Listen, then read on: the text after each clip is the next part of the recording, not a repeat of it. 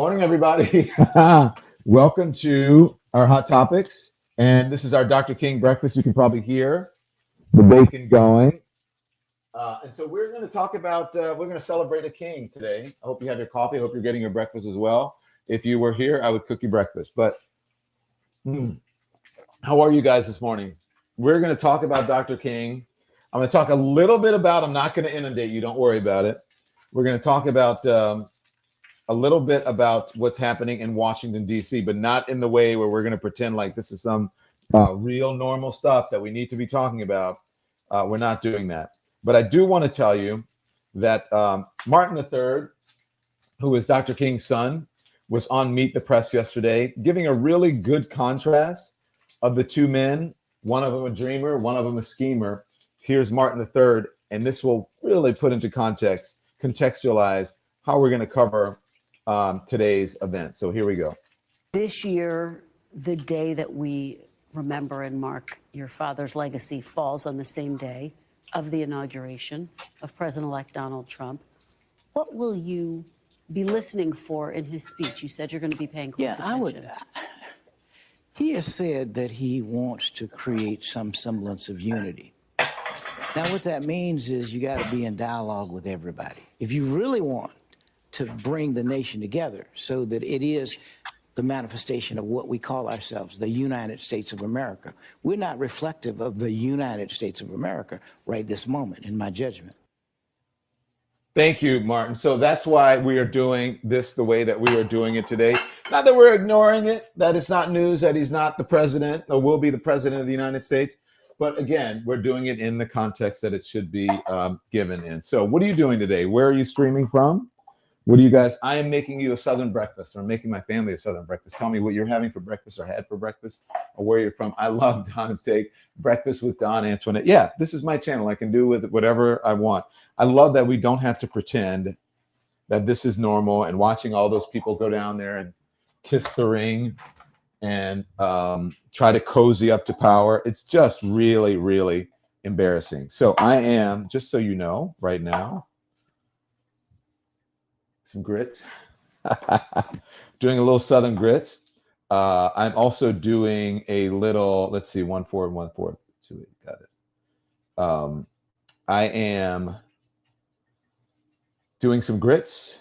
I have some bacon, got some eggs. We're going to do some pancakes, possibly, if I have enough time. I guess we have as much time as I want. Yeah, I have as much time as I want. And so that's what we're going to do today. Because usually, whoa, it's really high.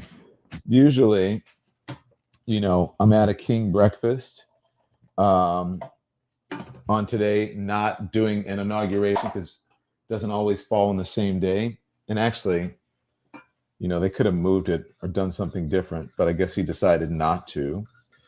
But anyways, you know what? I forgot to turn this one on. Here we go. Make sure we get the TikTok. TikTok is back, and we're going to talk about that as well. For those of you who are interested in the TikTok and what's going on, let me get my act together and see what I'm going to do here. Okay, eggs next. I usually like to do the eggs last because I like my eggs to be warm when I do it. I didn't get that. Oh. Can you try again? My Siri is talking to me because I like my eggs to be warm. Ah, the seal on this door. And I'm going to do some biscuits. I forgot to heat the oven. So I'm going to put the oven on as well. So tell me what you guys are doing. I'm going to have to get close to my phone so that I can see what you guys are chatting about, but I got to get my stuff. So as we do that, let's talk about what's happening. And we're going to show you some, I'm going to go through the whole Dr. King thing, okay? We're going to do that, and I want to take some time with it. So let's start off with what is happening in Washington, D.C.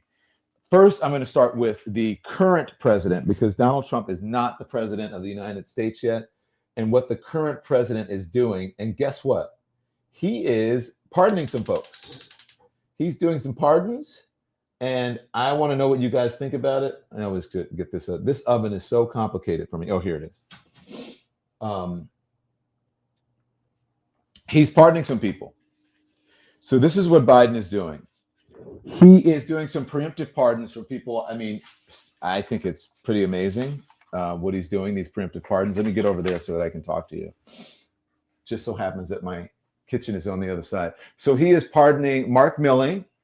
These are preemptive pardons. He's preemptively pardoning Anthony Fauci. He is preemptively pardoning members of Congress and staff on the January 6th committee.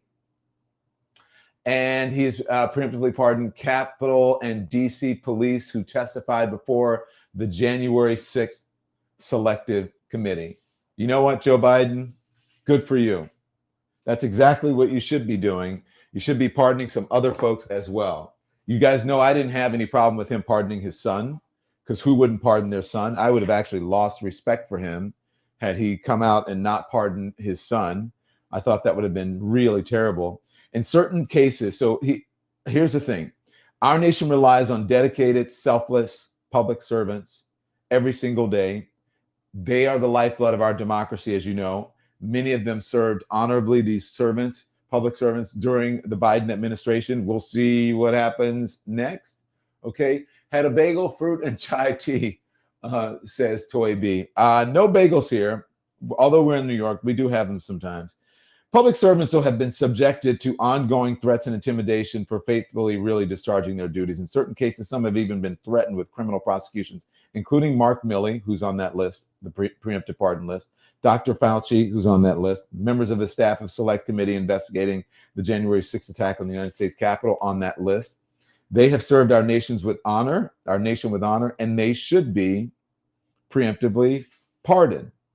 When you think about all of the people who are coming in here, and the people who are going to be appointed to positions saying that we should go after enemies, you need to correct all of this crazy stuff as it relates to, people who they believe are the deep state in America and somehow going against American values by upholding the Constitution and their oath to the Constitution. So this is what Biden said, and I'm going to quote him here. He says, I believe in the rule of law, and I'm optimistic that the strength of our legal institutions will ultimately prevail over politics. But these are exceptional circumstances, and I cannot in good conscience do nothing. Baseless and politically motivated investigations wreak havoc on the lives, safety, and financial security of targeted individuals and their families. Even when individuals have done nothing wrong and in fact have done the right thing and will ultimately be exonerated, the mere fact of being investigated or prosecuted can irreparably damage reputations and finances. That is why, he says, I am exercising my authority under the Constitution to pardon General Mark A. Milley, Dr. Anthony S. Fauci, the members of Congress and staff who served on the Select Committee, and the U.S. Capitol and D.C. Metropolitan Police officers who testified before the Select Committee. The issuance of these pardons should not be mistaken as an acknowledgement of any individual engaged in any wrongdoing, nor should acceptance be misconstrued as an admission of guilt for any offense. Our nation owes these public servants a debt of gratitude for their tireless commitment to our country. So there we go. And it's interesting that he's doing this because on the day that is happening, again, we're going to get past this Trump stuff and I'm going to talk about Dr. King, but I'm going to show you why it's important for Joe Biden to do what he's doing and to do what he has done. I'm sure there's going to be more. And by the way, he doesn't have to announce publicly any of these pardons. He can pardon people and they can keep that pardon in their pocket or locked in a safe or a safety deposit box forever, and they can pull it out as needed. So I think it's amazing that he is doing that, right, Boomer? Who's in the background. Okay, so here's what's happening. This is why this is important. This is how crazy this is, okay? Donald Trump, per an administration official, once he is president, when it happens today, he's going to sign 10 border-related executive orders today, including deployment of U.S. troops to the border under NORTHCOM, immediate termination of Biden's mass parole programs, CBP, the Border Patrol One cell phone app, and the CHNV migrant flights, and much more. So he's going to get rid of all of that. They've obtained, I'm not sure which organization obtained exclusive details on 3 of the executive orders. Now, let me read these executive orders to you. Again, this is why it's important that Joe Biden is doing what he's doing. Number 1, Trump will direct the Department of Homeland Security and the DOD to finish construction of the border wall, which was not really finished. I mean, it's going to be starting from really the beginning. Finish construction of the border wall, and then he's going to deploy personnel to take operational control of the border. He's going to order the immediate termination of Biden's controversial mass humanitarian parole policies. Humanitarian. He's getting rid of the humanitarian part of it. Parole policies. Let me see. I lost my place. Parole policies and programs, and he will order catch and release policies to be ended. Trump will also direct DHS and the AG to reinstate the Remain in Mexico program, meaning that people coming into the United States, before they come into the United States, they will have to remain in Mexico to fulfill some of the obligations of coming into the United States to, where did I put my thing? Coming to the United States in order to be immigrants. So that's what's happening. Look, I think that there needs to be, obviously, the border is an issue, right? The border is an issue. However, I do think we need to be humane in our policies. And I think people coming across deserve some of the rights, and they do already in our Constitution. They do have constitutional rights for people who come into the country. Sorry to have my back to you, okay? But it just so happens it's the best way that I could do this today. So, boy, these grits look good. I wish you could see them. Whew. There we go. We got some grits going in there. How's that? So again, tell me where you are. I want to know where you are and what you're doing and what you think about all of this. I'm going to read some of your comments in a little bit, so not to worry, okay? But I just wanted to tell you, I wanted to show you guys that there are things that you could be doing, and there are ways that you can guard your peace.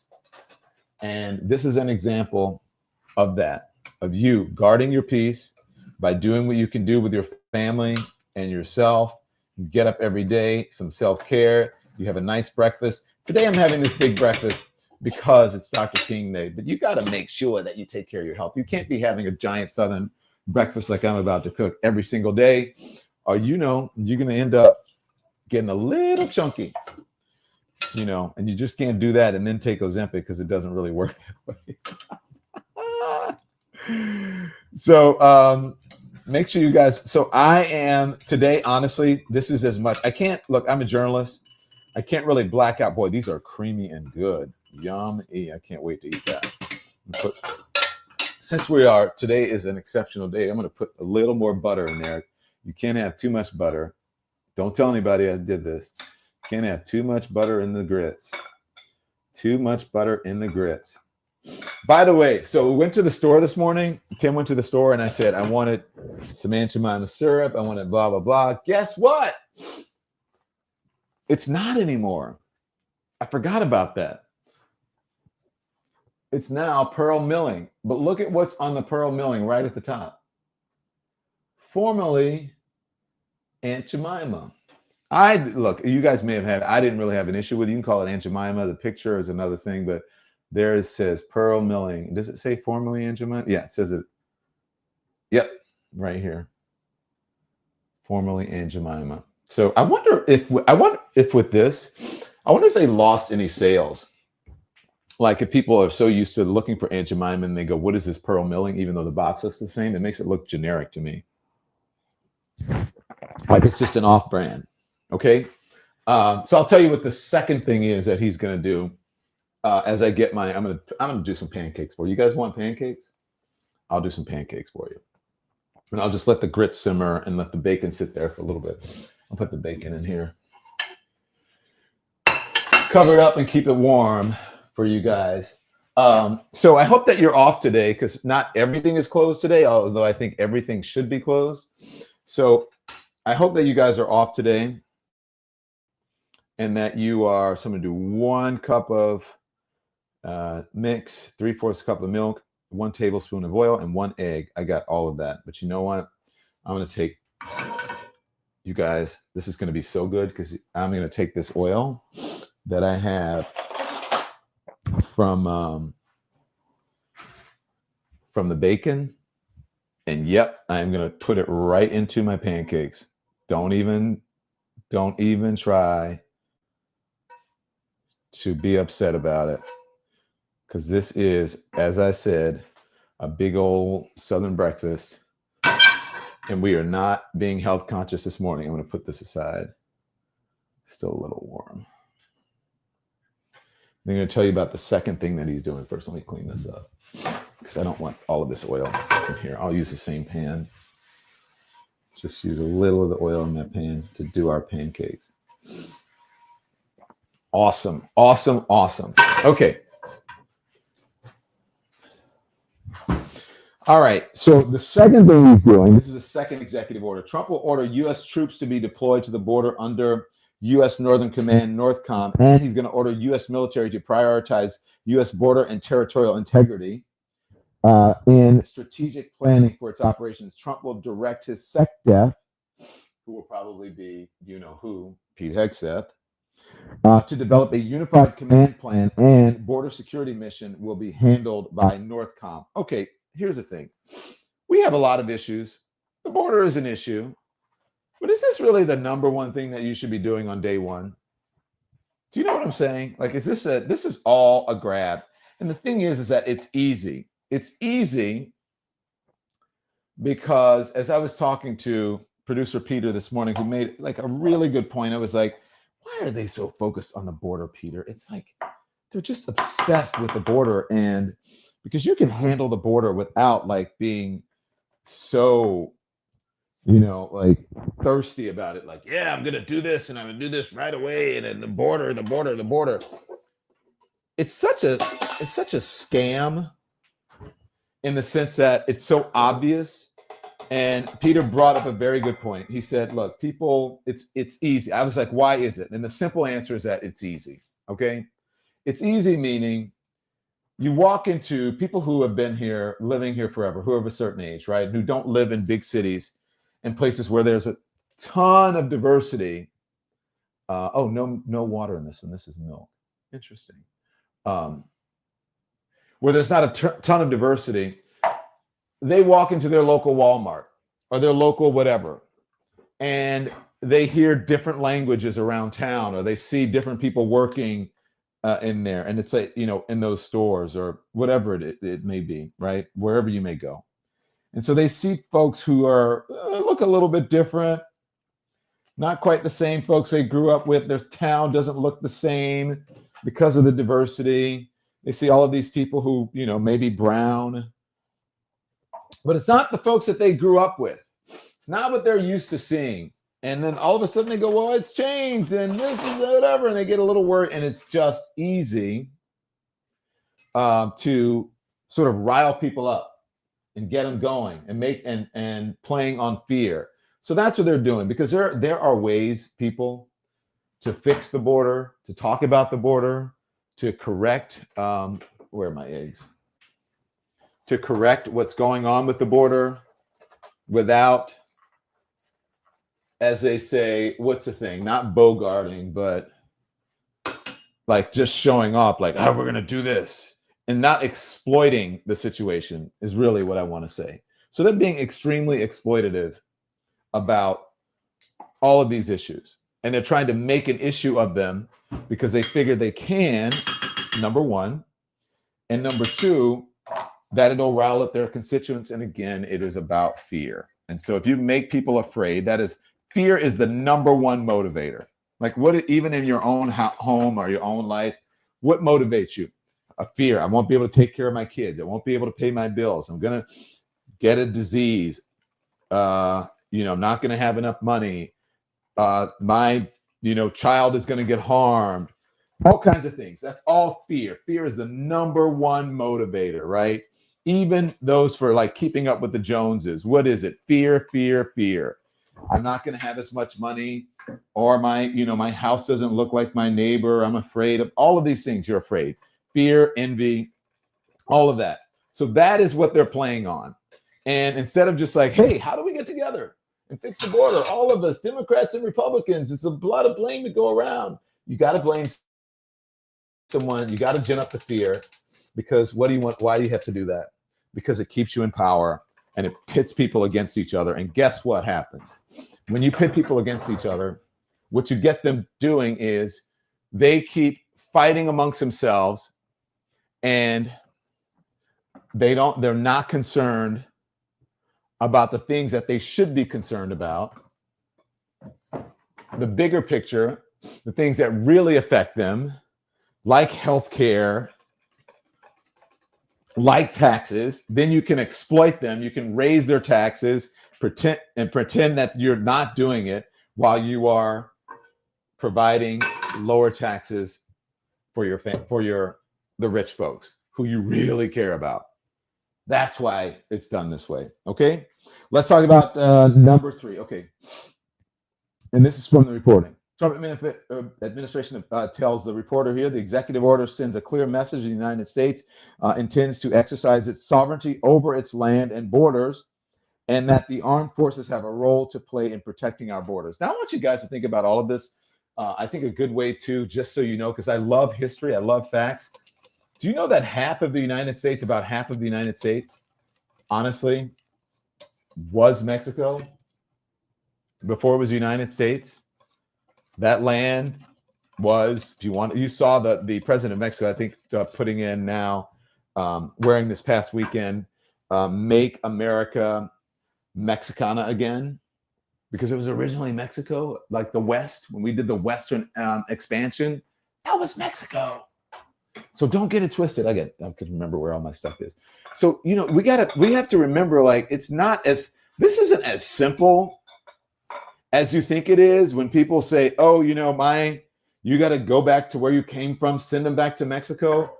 Like, a lot of the people here who are Mexicans, their folks were here before the American people.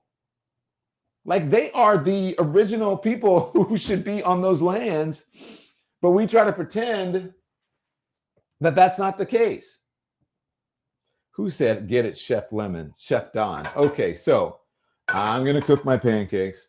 And then as I cook my pancakes, let me make sure. Oof, my oven is heated properly. Oh, shoots, I forgot to do something.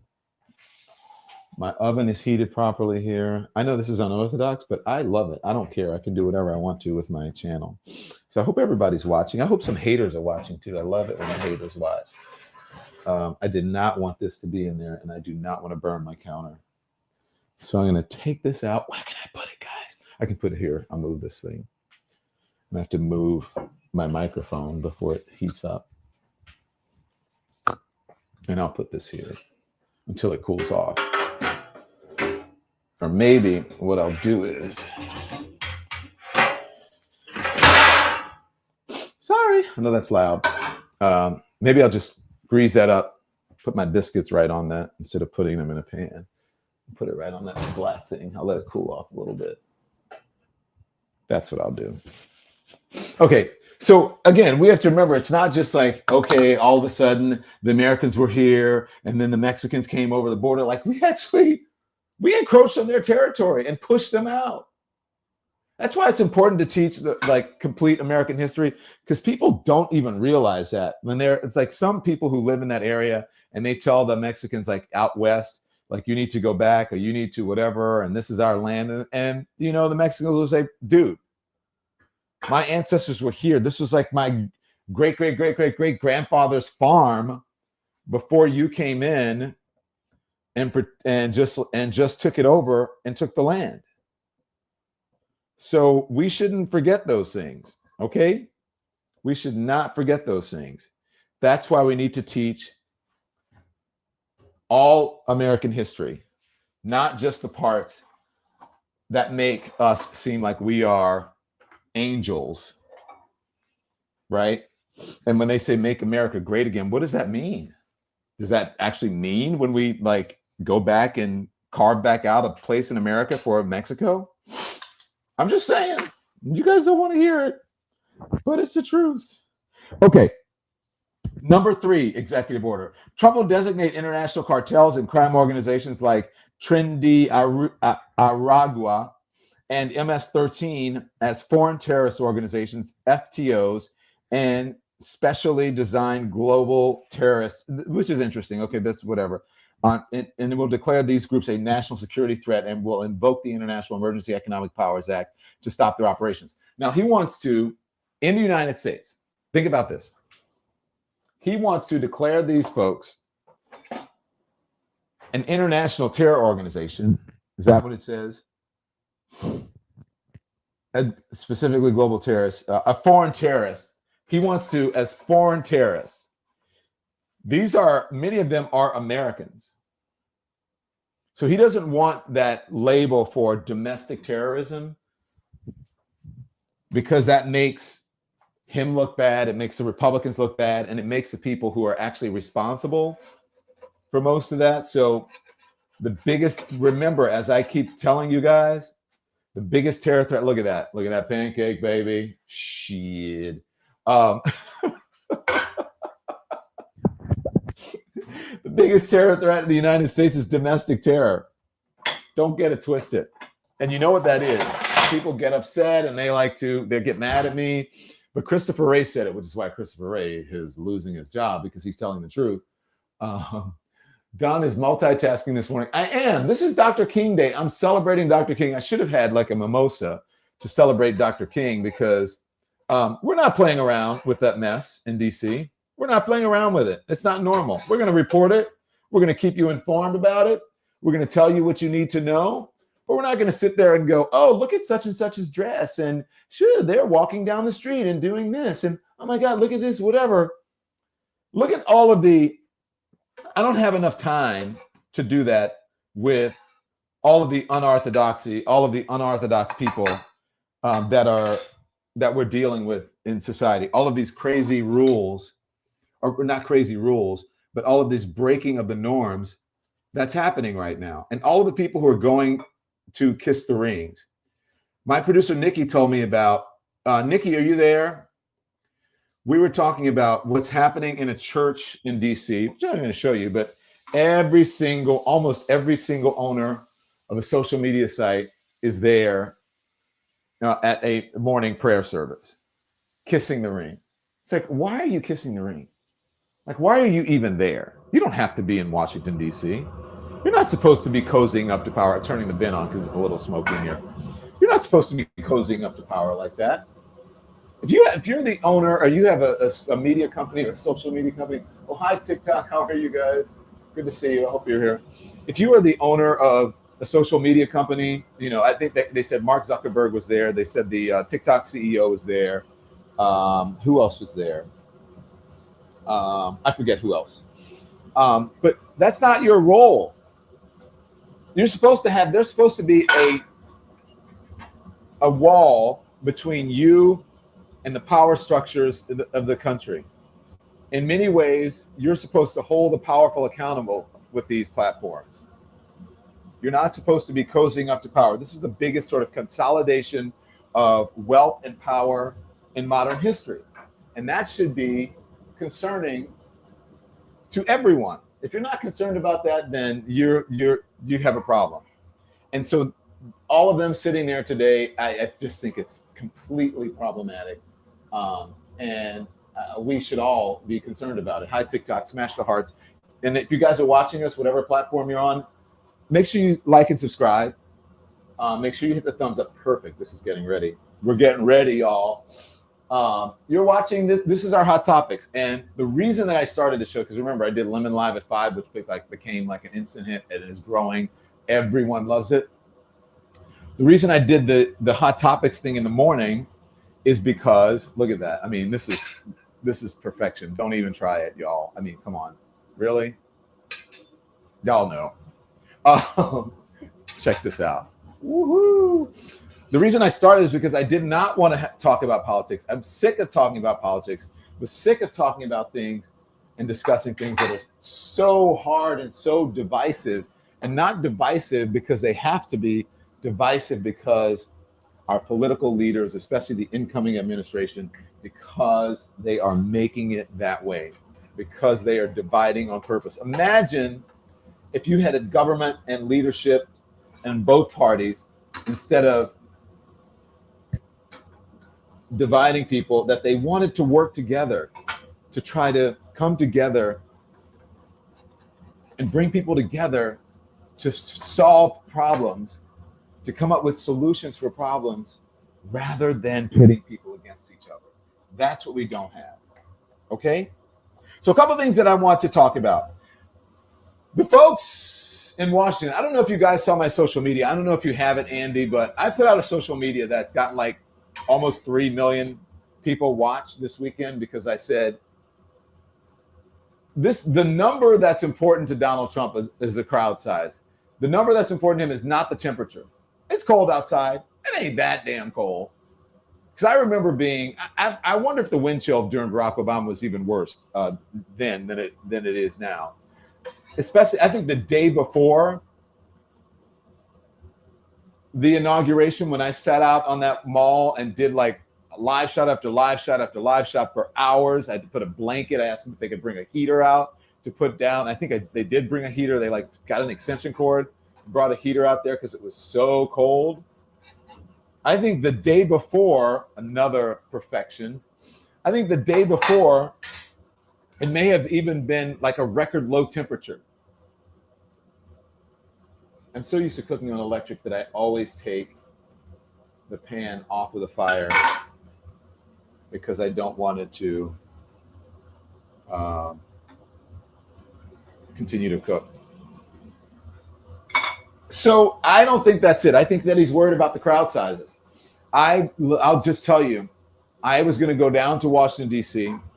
We were invited down they offered us a studio, one of the platforms, I won't say which one it was, offered us a studio, and we're going to take our social media team down, and we were going to go live and do the whole damn thing.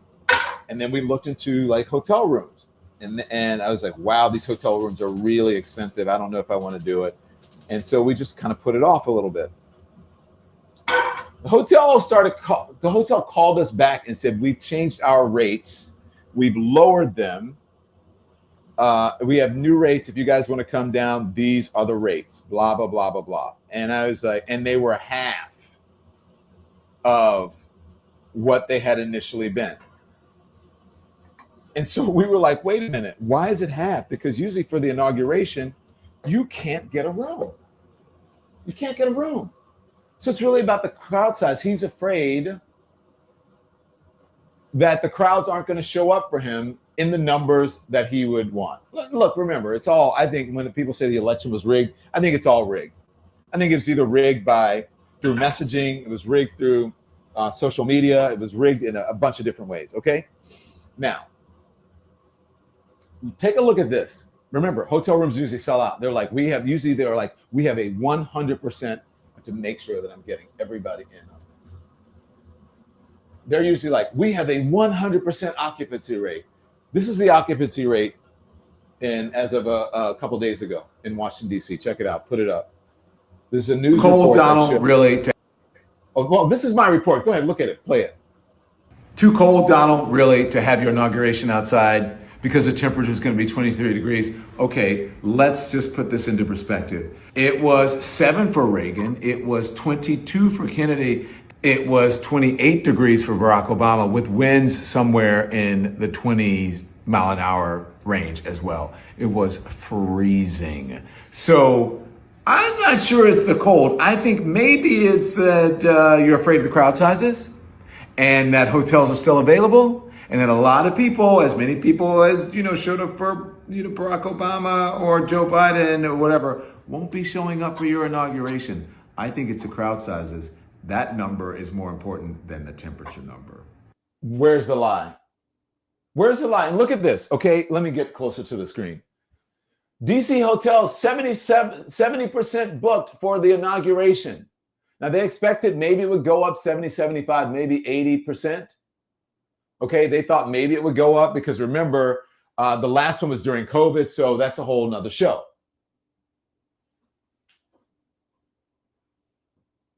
I might have been born yesterday, but I'm mixing two things. I didn't just fall off the turnip truck, Donald Trump. It's too cold for people. Those people who are coming to see him, if they are really coming to see him and if they really love him, they don't care about the cold. People will ask anybody, if you guys are on there, if you went to the Barack Obama, the first inauguration, it was so cold. And people stood out there waiting. They were lined up even at night for Barack Obama. And I believe record or if not close to record low temperatures. Hotels, 70% booked, not 100.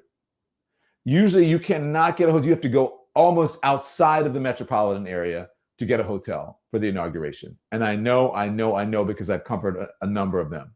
And I know people who tried to get hotels and they couldn't. I always was able to get one because I worked for a news organization that would get blocks of hotel rooms. And people would call me and say, are you going to the inauguration? Can you get me a hotel room? And I would say, no. Can we sleep on your floor? And I'd say, okay, fine. Don't get it twisted. And you think people care, especially the people he calls the real Americans who live in the Midwest and they're from, Wisconsin and places that are freezing in this country, and all the farmers and the dairy farmers that he claims that he cares about and loves them so much. You think they're worried about cold, about a 20-some degrees? That's balmy for them. These are a couple of Trump supporters who are like upset about not because he moved it inside. They're upset about it. Watch.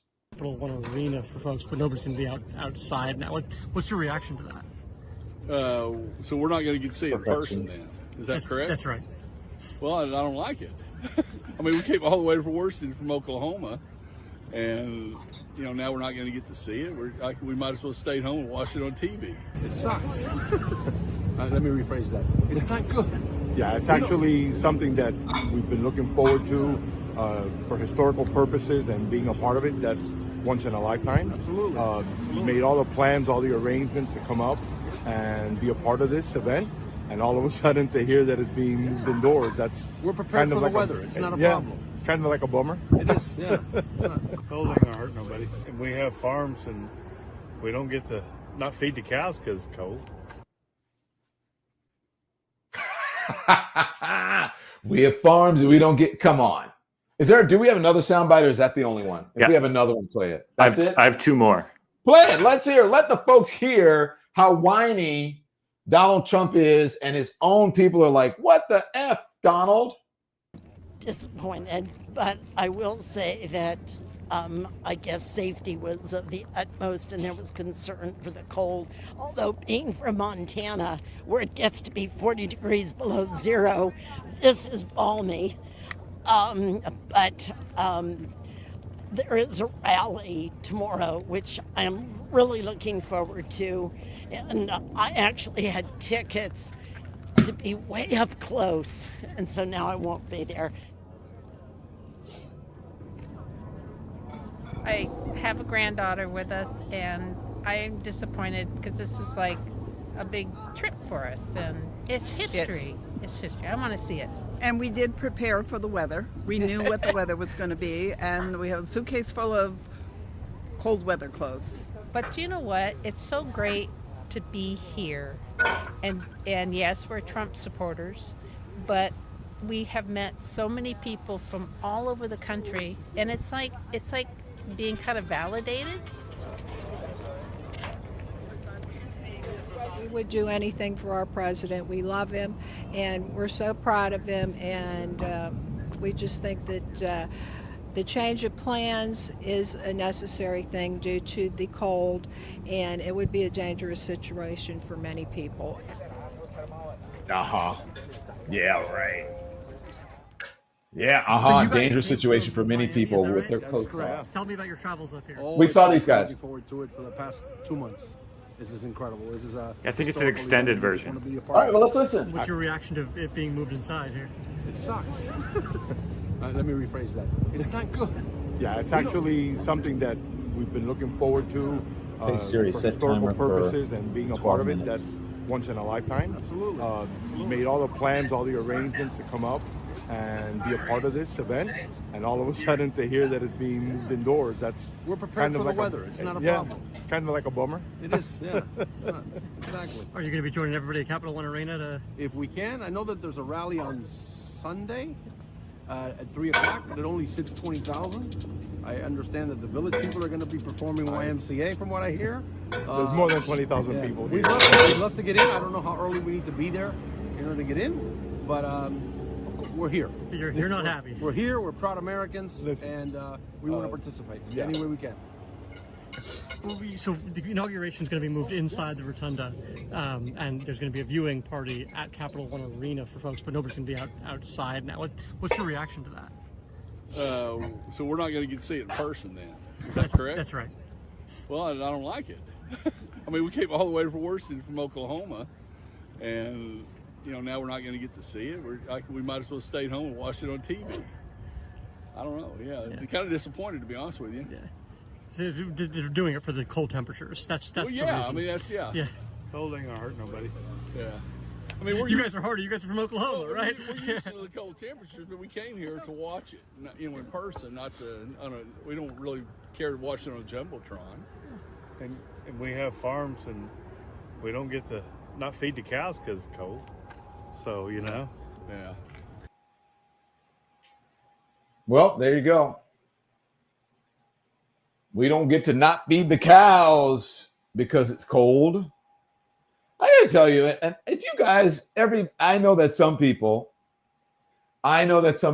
excuse me, will buy and believe everything that he says, right? Everything that he says, they'll buy into it.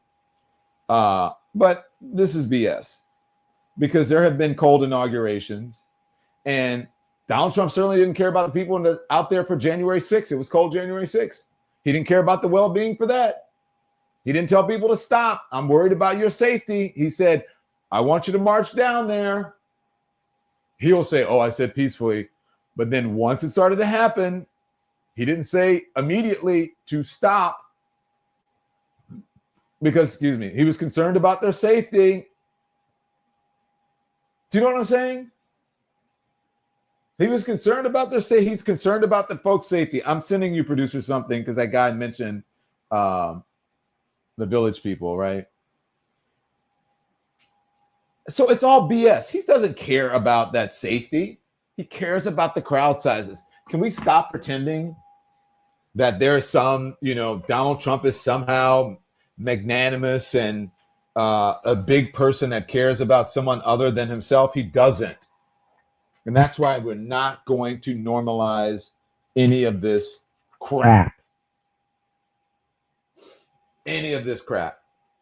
Let me know, guys, when you get the thing that I just sent you, because I definitely want to play it.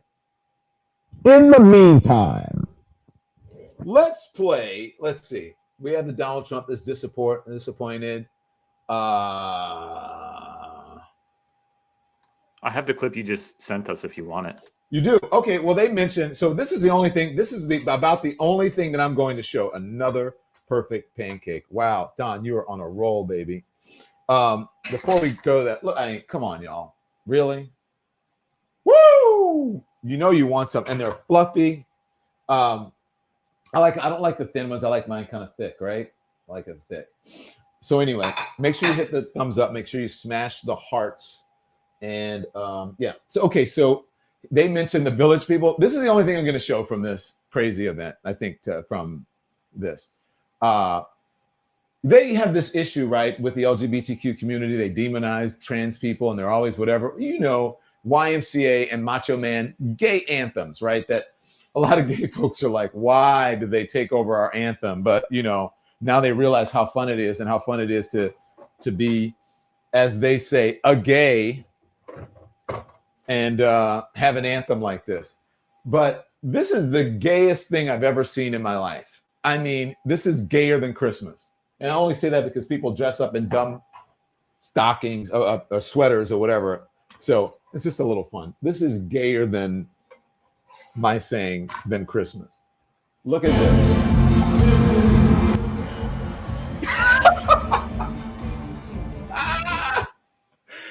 Is that like a gay bar? Like, what is happening here?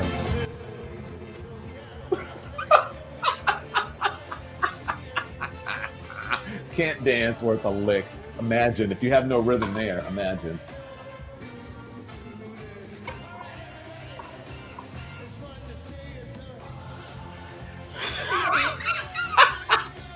Come on, guys. How cringe is that?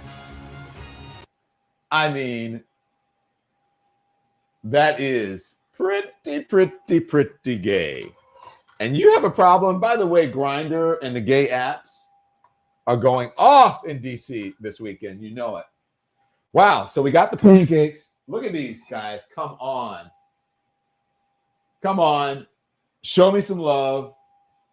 I'm going to put them in the warmer. My plate doesn't fit in the warmer. I got to get a smaller plate to fit in my warmer. I got to get a smaller plate that fits in my warmer. Put my pancakes on a smaller plate. Okay, Lincoln Project, talking about Trump and the inauguration. This is what I'll show too today. Just this small stuff. Warm these babies up. Inauguration Day, the day where the eyes of America and the world turned to Washington to watch the peaceful transfer of power. For nearly 250 years, it was a moment in which Americans could take pride, regardless of party or politics. But not this time. This time, the man swearing the oath of office today has proven already who he is. A liar, a felon, a thug. To pretend he's not a danger to this country puts our rights, our lives, and our futures at risk. He's a sucker for oligarchs and special interests, patsy for our enemies, an embarrassment. Right now, Trump and his allies want you afraid. They want you helpless, to give up. Donald Trump is president again. No one is denying that. But America is bigger than this man, bigger than this moment, bigger than the future he intends to build, and the past he wants to bring back. We're the American people, and the future is still ours to build. So let's get to work. I like that Lincoln Project, Dad. It's true. America is bigger than that, especially the people who want democracy, who hold democracy in their hearts. Hi, Tim. Hi, everyone. How are you? I think you need to put on a microphone. I don't have one. It's right here. Just clip it on. Remember, it's on. Don't go to the bathroom or anything like that. Talk. Or talk. Snack Yeah. about it anyway. Right. Can you guys hear Tim? Anybody? Bueller? Okay. Let's see. So, folks, who is on here? Sky High, thank you for your support of independent media. Don, my family and I are big fans. Thank you, Sky High. I'm a big fan of yours as well. Again, I like doing this because this is our celebration, my family, my little diverse, interracial, LGBTQ, fur baby family.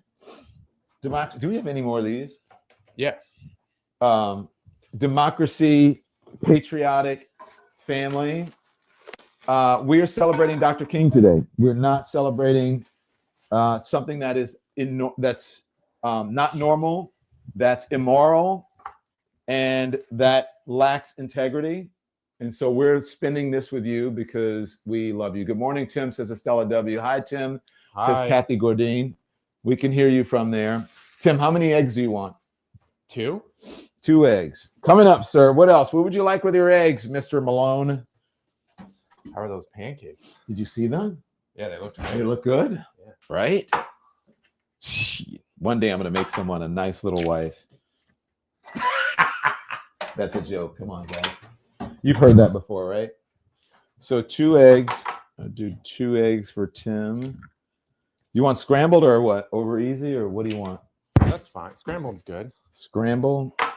All right, I'll have 2 eggs. I'm probably not going to eat all that. So should I do 2 eggs or 1? Not that hungry. You ever notice, like, when you cook, you're not that hungry because you end up tasting. Oh, I got a shell in there. I never do that because you end up tasting the food. But I haven't tasted anything. I'm just not that hungry. Tim's preparing the fruit as well. So you want the lemon plates? I always put a little water in my eggs because it keeps them from getting sticky.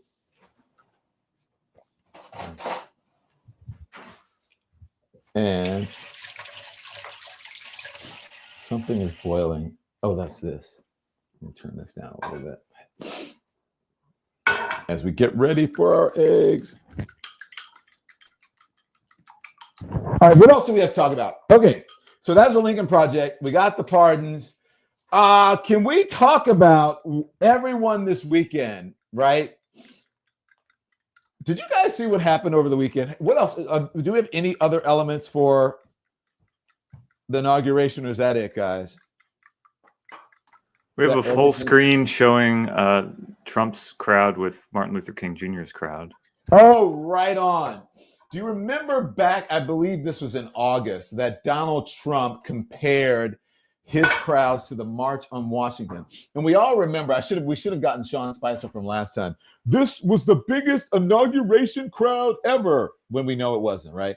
But he's comparing his crowd size, and January 6th, right, to the March on Washington, August 28, 1963. He's comparing it to that.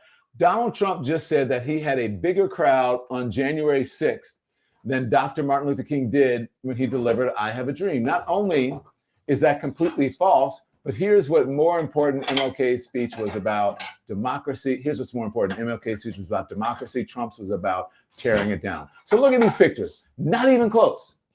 There's also another picture I believe that we had that really shows the difference between the two. And I remember, do we have another picture? Is that it? That's yeah, no, I have another. I'll grab it. Yeah. And then also same thing for Barack Obama versus Donald Trump for inauguration. Nowhere near the same thing. Except he would like you to believe that. Oh my gosh. I did it again, guys. I did it once more. I hate to keep patting myself on the back. Look at that. Do you guys see that? Tell me that's not perfection. We got biscuits, we have bacon, and I got it. Hey Siri, stop. Great. We have biscuits, we have bacon, we have eggs, and we have grits. And we have pancakes. And we're going to eat. We're going to enjoy our day. We're going to keep calm and carry on. We're going to guard our peace. We're going to let the haters in because we want our positivity and our love to rub off on them. And we are not going to allow them to steal our peace. We don't care what they say. We know that this shit is not normal. We know they're probably going to write about us and talk crap about us. And good. Let them do it. Let them do. Oh, my God. Even my eggs are perfect. You know what? This is a good sign. And the best thing, eggs is really just, it's very simple. A little salt and a little pepper.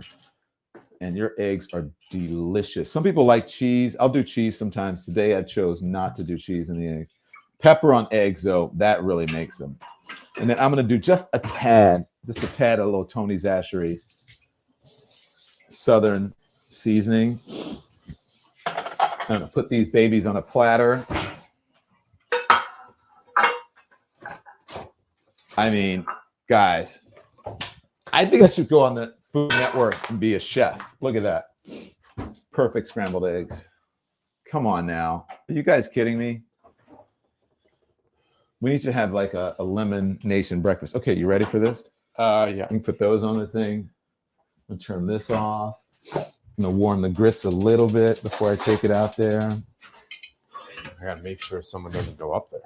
Oh, Barkley. Barkley is a beast. Barkley will jump on the table. We're gonna have so much extra. I'm gonna have to give some to my neighbors because I'm not eating all these biscuits. How many are you gonna have, Tim? One. That's it? Do you want some extra butter inside? I'll show you guys something that I do, that we do in my family. It's not the healthiest thing, but we do love it. This is what we do in my family. So we'll take some, I'll show you this, okay? We'll take the biscuits, see these biscuits? Split them open.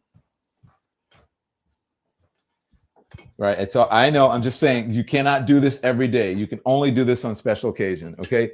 Thank you, CL, for your support of independent media. Don, thank you for keeping us sane. Grateful for how it played out, and we get to see you in an authentic setting. One of the few news sources I trust now. I constantly look at your updates and lives. Look, just because I do this does not mean that I can't report in the traditional way, but today I know you have to know your audience, okay? And a lot of people have forgotten that. A lot of the networks have forgotten that. You have to know your audience. And that's that saying you have to serve your audience, and you also have to be able to tell the truth. And you also have to realize. So what I do is, this is something my family does. We just take split them open with a knife, take some butter, put it inside. Oof, it will melt in your mouth. And also, usually Make sure I have some in there. It goes, put some butter in that one. And then put some butter in one more. And then sometimes, like you can, these are fresh out of the oven, so it's fine now, but you could stick them back in the oven to make sure that it melts. On my biscuits, I usually don't do molasses. I like cane syrup, like Steen's cane syrup, but I don't have it. I have it at the other place, my other house. So I have this, and it's been used, right? Molasses, it tastes like Steen cane syrup, and I like that on my biscuits rather than, I don't like pancake syrup on my biscuits, okay? But I like pancake syrup on my pancakes. All right, here you go, man. Very low maintenance, right? Who, you? You. Why? Why? Because I don't like, yeah, very low maintenance. All right, I'm going to do the grits. Anyway, where was I? So, yeah, I think today is a good day, like today. And it snowed here. It was a beautiful, snowy night in New York City last night. We enjoyed it. We watched. Did you guys watch the Vikings and the Bills? Man, here's what I will say. I didn't have a dog in the hunt. Like none of those teams is like my favorite or whatever. It's not my thing. Oh, you know what? I screwed this up. I'm just going to serve enough grits for us. Do you want a ton of grits or no? No, that's fine. I say the Vikings lost that game more than the Bills won that game. Do you know what I'm saying? Because when they dropped that, sorry, here you go, babe. When they did the when he had that fumble like in the fourth quarter, I was like, oh my gosh. Terrible, terrible, terrible. Okay. We just need the pancakes. Yeah, pancakes. And did you get butter? No, I gotta get a plate for that. It's right here. Mm-hmm. You guys gonna eat with us? I don't know how I'm gonna transfer this over. I hope it goes. But we're gonna try to transfer this over to the dining room. And I did not straighten up my dining room. I have so much camera equipment and lighting in there, doing the shows all over the house for winter. I usually don't do it in there, but I did the show from the dining room because the Christmas tree was in the background. Okay, here you go. You want to move that thing out of the way? Where should we put it? I think you should move that. Yeah, over that way. All right. So I have no idea what the lighting is going to be like. We don't know. But do you guys even care? I'm going to move the TikTok folks in there right now. We're going to eat. Hi, guys. Hi, TikTokers. What's going on? Some folks are having pancakes. I'm going to put this right here. You think that'll get both of us? I don't know. Maybe. Sit there. If you sit there, let's see what happens.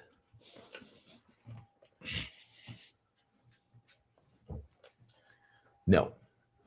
It's fine.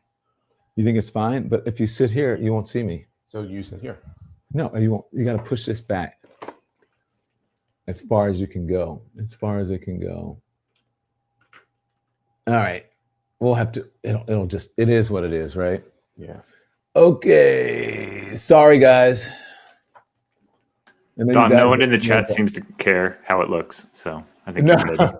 I'm just trying to get the thing back. I know people don't care. You guys don't care, right? Who cares? Nobody cares, Don.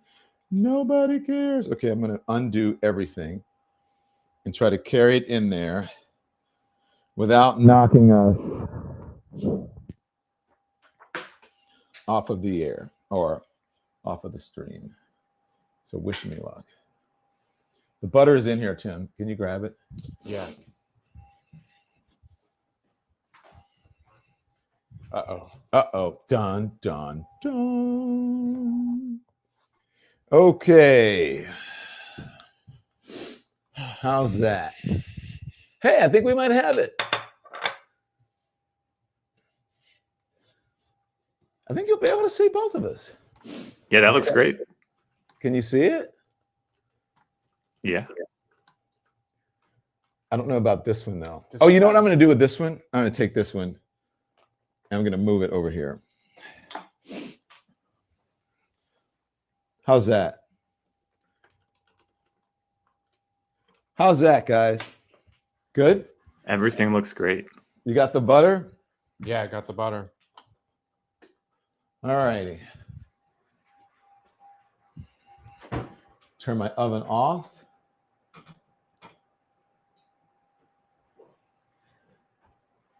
And you have forks for me and everything? Yeah. All right. It's 11:11. Make a wish, everybody. 11:11. Oh, your coffee. Oh, my coffee's cold, but that's okay. It'll be iced coffee now. All right. Wow. Wow. We do this every morning.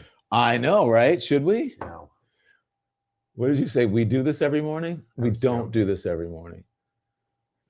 We do not do this every morning. Okay, this is not a bar, by the way. Everybody comes over, they think this is a bar. This is not a bar. It's actually a piece of artwork. Oh, behind us. Yes. So it's not a bar. Do not demonetize us for having alcohol in our picture. Okay. Cheers. Amen. You want to say the grace? Cheers. No, I'm good. Cheers. What?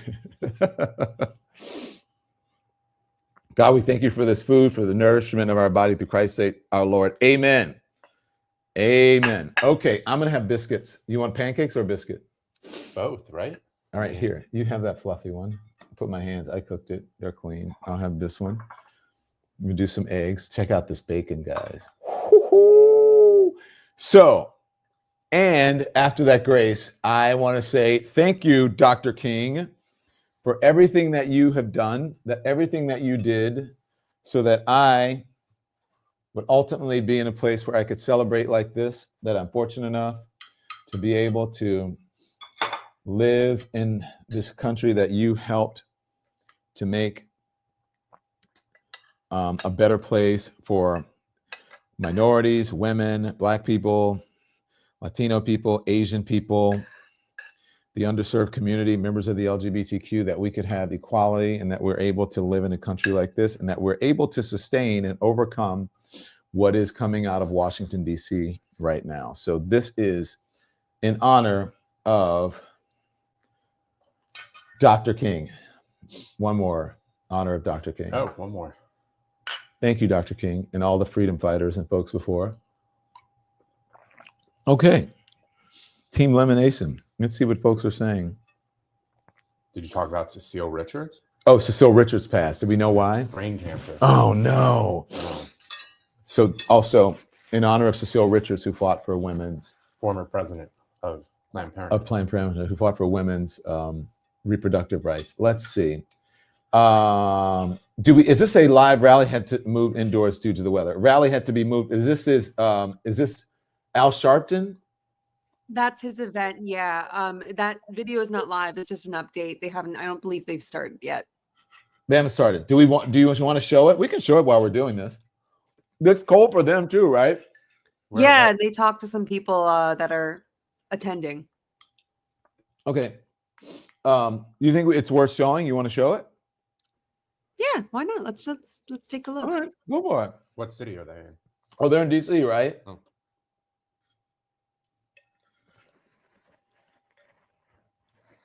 Jr. Day. Activist Reverend Al Sharpton is hosting a rally in McPherson Square. All right, Dave Kaplan is there right now. Let's welcome him to our coverage this morning. Morning, David.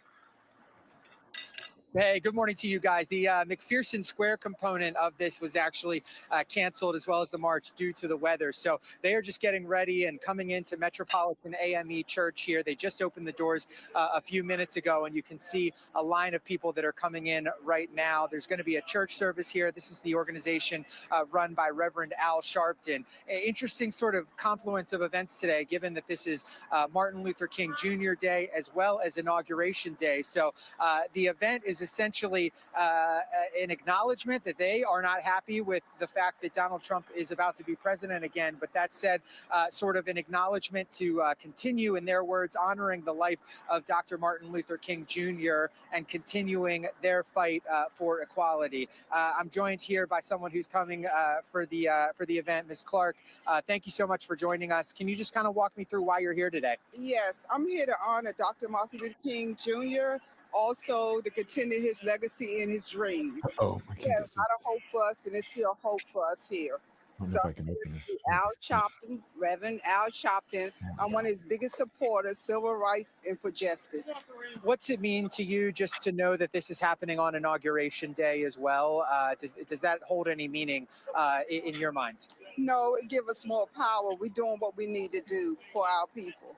Gotcha. And for the United States. And were you ready to brave the cold and stand outside if this Yes, event was I outside? was ready to march too if they didn't cancel it. Gotcha. Well, thank you so much for Thank joining you. me, Ms. Clark. We'll kind of chat with some more people.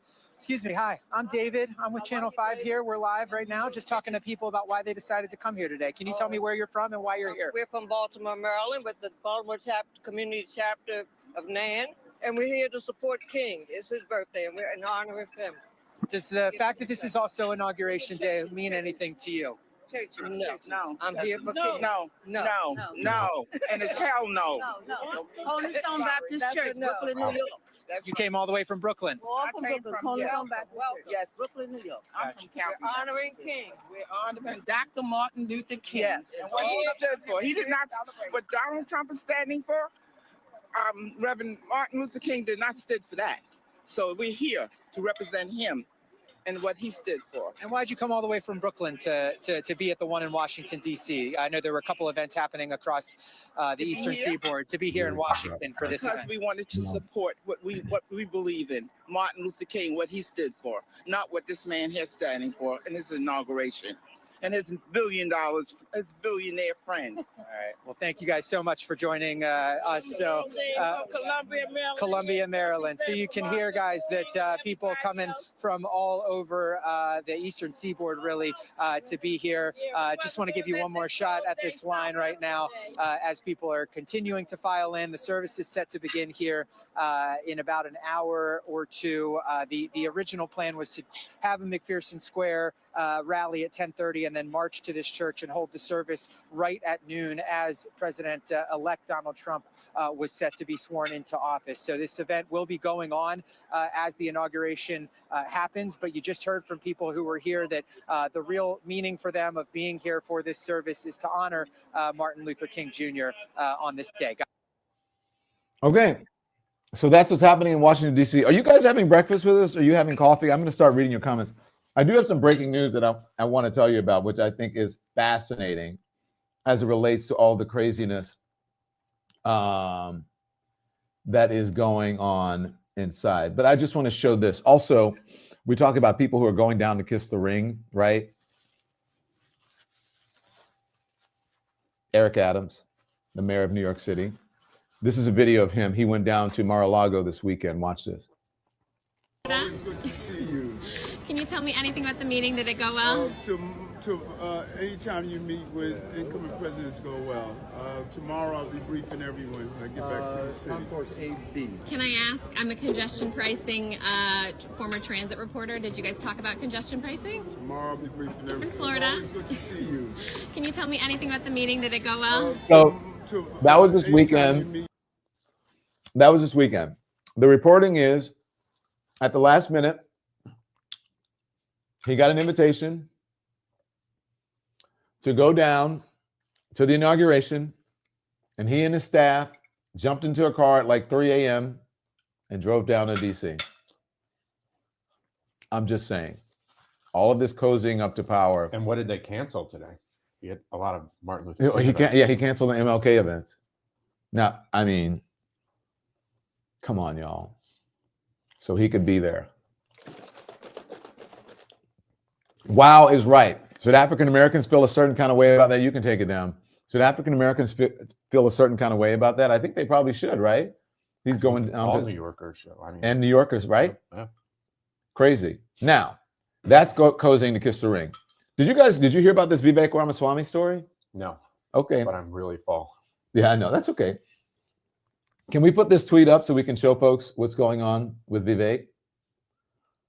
Now, Vivek Ramaswamy to depart Doge amid friction with staff. One person close to Trump says Vivek has worn out his welcome, according to CBS. Now, these are reports from folks who are on social media. Folks on social media are saying that there are people who did not want an Indian around. So they pushed him out. Now, I'm just saying, now those are internet rumors. The real story, or the story that is confirmable, that's according to CBS and others. Now, this is before they even, remember, they're not even officially in office yet. Donald Trump is not the president yet. And this is what's happening. Vivek Ramaswamy, President-elect Donald Trump's choice to co-lead the Department of Government Efficiency, DOGE, with entrepreneur Elon Musk, is expected to soon step away from the task force. CBS News has learned Ramaswamy intends to announce a campaign for Ohio governor as soon as the end of January, multiple sources confirmed to CBS. Ramaswamy, 39, had no comment. People close to Musk have privately undercut Ramaswamy for weeks, frustrated with his lack of participation in the heavy lifting. According to sources familiar with the internal dynamics, there has been friction between the incoming rank and file DOGE staff and Ramaswamy, the sources said, and Ramaswamy has been subtly encouraged to exit. Ramaswamy has worn out his welcome, one person close to Trump said. Ramaswamy recently met with Ohio sitting Governor Mike DeWine about the state's Senate seat left vacant by Vice President-elect J.D. Vance. But on Friday, DeWine announced he is appointing his lieutenant governor, to the post. So what's he going to do? He's going to probably run for governor because he doesn't have that Senate seat. But again, the streets, again, I want to say this. This is just social media. Sometimes it's right, sometimes it's wrong. They're saying some of the folks were concerned about his ethnicity. You remember what Ann Coulter said? I agree with a lot of what you said, but I cannot in good conscience vote for you because you're an Indian. Now, she said that. Now, again, I'm just saying that's what the streets are saying. However,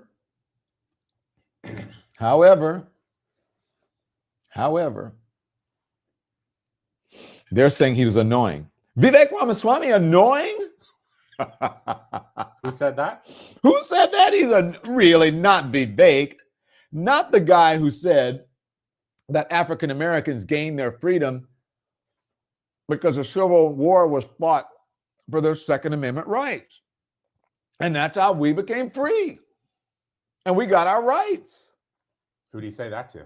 I don't know. Once upon a time, there was this reporter, this anchor on CNN, and I got in trouble for it. And then 4 days after I lit him up and got in his ass about it, I was gone. When I was like, are you out of your damn mind? But here I am with you guys. But apparently, they're finding out. That's why I said, this is the F around and find out. We're going into that era where people are going to F around and they're going to find out. All of a sudden, you guys are just realizing that Vivek is annoying. I tried to tell y'all. I mean, didn't I? Am I lying? You tried. Oh, you want to be quiet? No. Okay. No. Do we have any live streams or live shots of any of the King events, or is it too freezing? I didn't find any earlier, but I'll look again. Okay. I wish the producers, you guys should have come over this morning, except for Nikki with her COVID. We don't want her. Do you think you're still contagious, Nikki? A lot of people have COVID. Mm-hmm. I don't know. They say 5 days after you're testing negative, so I wouldn't risk it. Okay. Yeah, out. So Vivek is leaving Doge. Mike DeWine said nope to the Senate seat and the governor thing or whatever. So now I think he's going to try to run for governor. Vivek. Now, do you think that those folks in Ohio are going to elect him governor? You never know. They might. They might. You don't think they're concerned about the Indian of it all? Do you remember how annoying it was? Well, it depends if he gets the blessing. Yeah. Okay, look, but here's the thing too. He is the one. Remember, Vivek was the one that wrote the tweet. I don't know if you guys can find it. He wrote that long tweet, remember, about the H-1B visas and why he supports them and whatever. Remember, no one else wrote that. He's the one that wrote it. Everyone else responded to it. Laura Loomer responded to it, and other folks had to respond to it. But it was really Vivek that people were responding to about that. And he like led on to the secret that the folks in the tech world rely. Where's my napkin? I'm balding. I do that. I have an issue with napkins, right? And paper towels. And paper. That's what I meant. Paper towels. I am. He says that I have. What do you call it? It's a hoarder. A disorder, because I always have like a tissue in my hand. I have some, I have allergies or sinuses. But I always. How many paper towels do I use a day? Well, I don't know. We just got a box of 18 and they'll be gone in like 2 weeks probably. And then, wait a minute. Tell them about the ones when I like dry them out and save them. Well, the ones where I clean the counter, I feel if it's not that dirty, because I kind of wipe a lot. My mom's wipe. She wipes everything. I will put it on the little grid on the sink to dry. And Tim's like, why are you saving paper towels? I'm like, because I can use it again to clean the counter. And you never I'm just going to wipe it in 5 more minutes. Okay, so anyways, what was I saying about Vivek? He was the one that wrote that tweet. I don't know if you guys have the tweet. If you could, fine. But that's what everybody, you don't have to worry about it if you know. That's what everybody was responding to, was that tweet where he said, and I think that it was Elon who said, I will really go to bat for this. Am I right about that, Nikki? He said, like, this is something that I'll go to the mat for. I believe he did respond to it as well. So, but he's the one that really brought up that H-1B visa thing. I don't know if they were concerned about that, but they're saying that he wore out his welcome. Wow. That's crazy. Wait, so is he at the inauguration? This chat is crazy. I can't even stop it. I'm trying to slow it down. I can't even slow it down. Same. I use a ton of paper towels. I do. You guys, I'm so glad. Guys, I'm so glad that you're here. Are you enjoying this? Do you think it's weird that you're sitting here with me in my dining room? Remember, this is not a bar. Okay? So, here's the thing. These are some of the Dr. King rallies that are happening in DC. And not to where I don't want to show inauguration stuff, so I'm not interested in showing that. Oh wow! But I will show the rallies in DC. So these are not all in DC. Just just around the country. These are Dr. King. Yeah, I'm down with that. Are any of them New York? None of these are New York. I can try to find one though. No, it's okay. It's okay. Well, let's make it full screen so that we can see what it is. Hold on. There we go. We can see what it is better. Cool. So look, Tim and I have a lot of friends who are artists. And so we have access to their work. They'll let us like put it in the house or whatever. So we have like some really cool art, and then some expensive things because we have art things, And then what does everybody talk about? The bottles. Everybody talks about this one piece of artwork when they come in. They either say it's a cool bar, it is I love the whatever, and only people who are in the art world have a problem. They think we have like a problem, and only people who are in the art world understand this. So come in. The folks who are in the art world will come in and go, "Oh my gosh, look at that! It's William Pope L. William Pope L, an African American artist, and did performance art as well. He I think it had to do with, gosh, I forget what the context was, but to show the struggle of people in underserved communities and how he believed the system and what's the word I'm looking for? The system and the people with money and capitalism were taking advantage of people. He crawled on his belly from the financial district downtown, all the way uptown, past to Harlem or whatever, to underserved communities to show the struggle and how hard it is to get from that wealthy center of power and not democracy, but capitalism and greed, to be able to get up to how that doesn't trickle up. I mean, it's just powerful. So this one is called, it's part of an exhibit that he had, I believe, at the Whitney, and it was called Colored Waiting Room. And so these are like traditional bottles that you'll see in minority communities, even some poor communities. So it's like Wade and Sweet Bitch and Pucker and Hypnotic and MD 2020.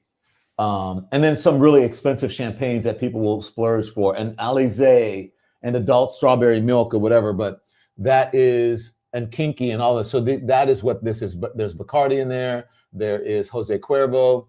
And so, but these bottles have never been opened, and they're not moved. They get dusted around, but it's really a piece of artwork, and they're real liquor bottles. So anyways, so it's all about struggle. The art that I have in my house is usually from emerging artists of color, LGBTQ, etc. I have one artist who is a trans artist. Her name is, gosh, why can't I think of her name now? I'm having a senior moment. Oh, Geneva Ellis.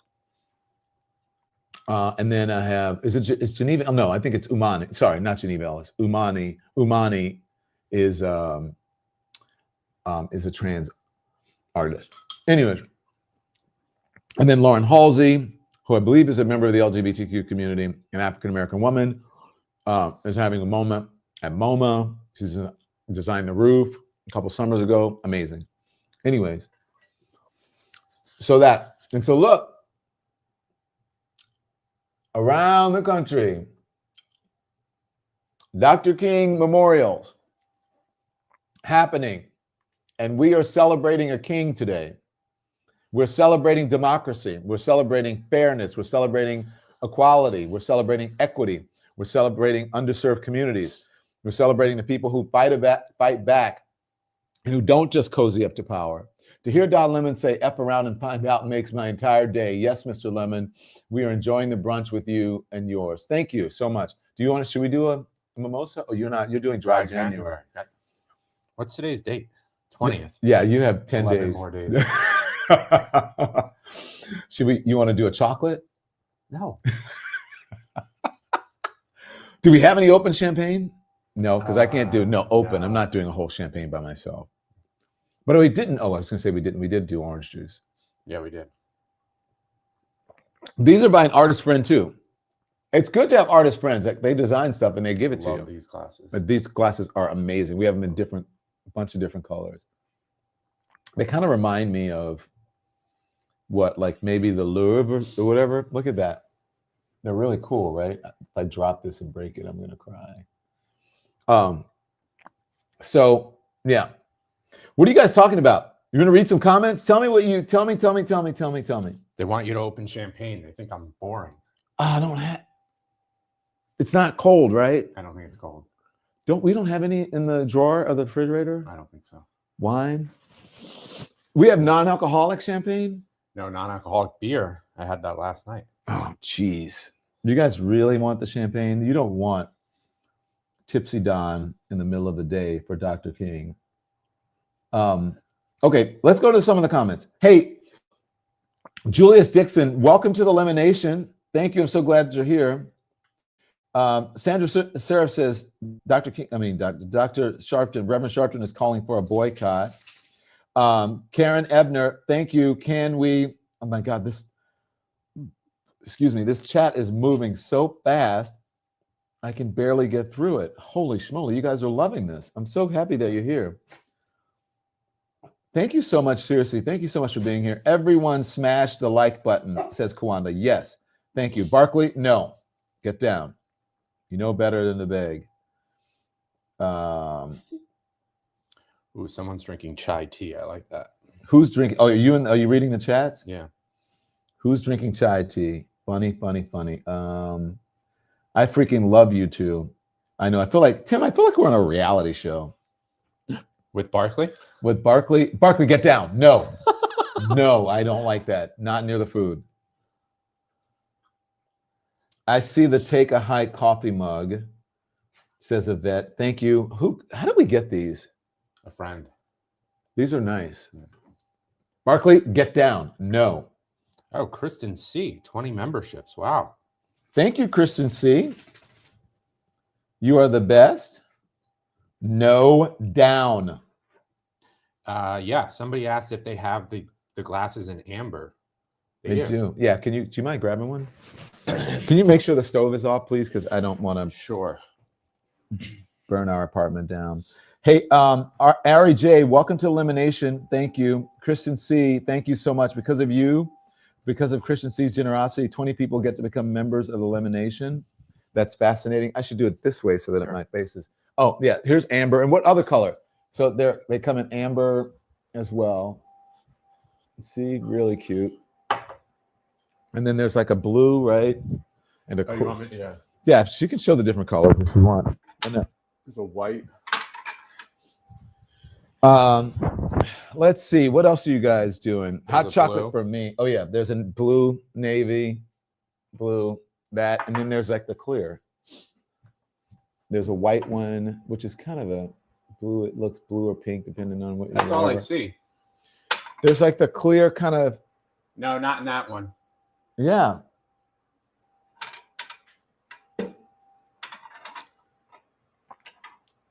Usually we save this kind of thing for Is this different than that? This is the last one. There's not. Oh, well, is it the water thing that's that clear color? Yeah, maybe. But we're good. I think we got Yeah. it.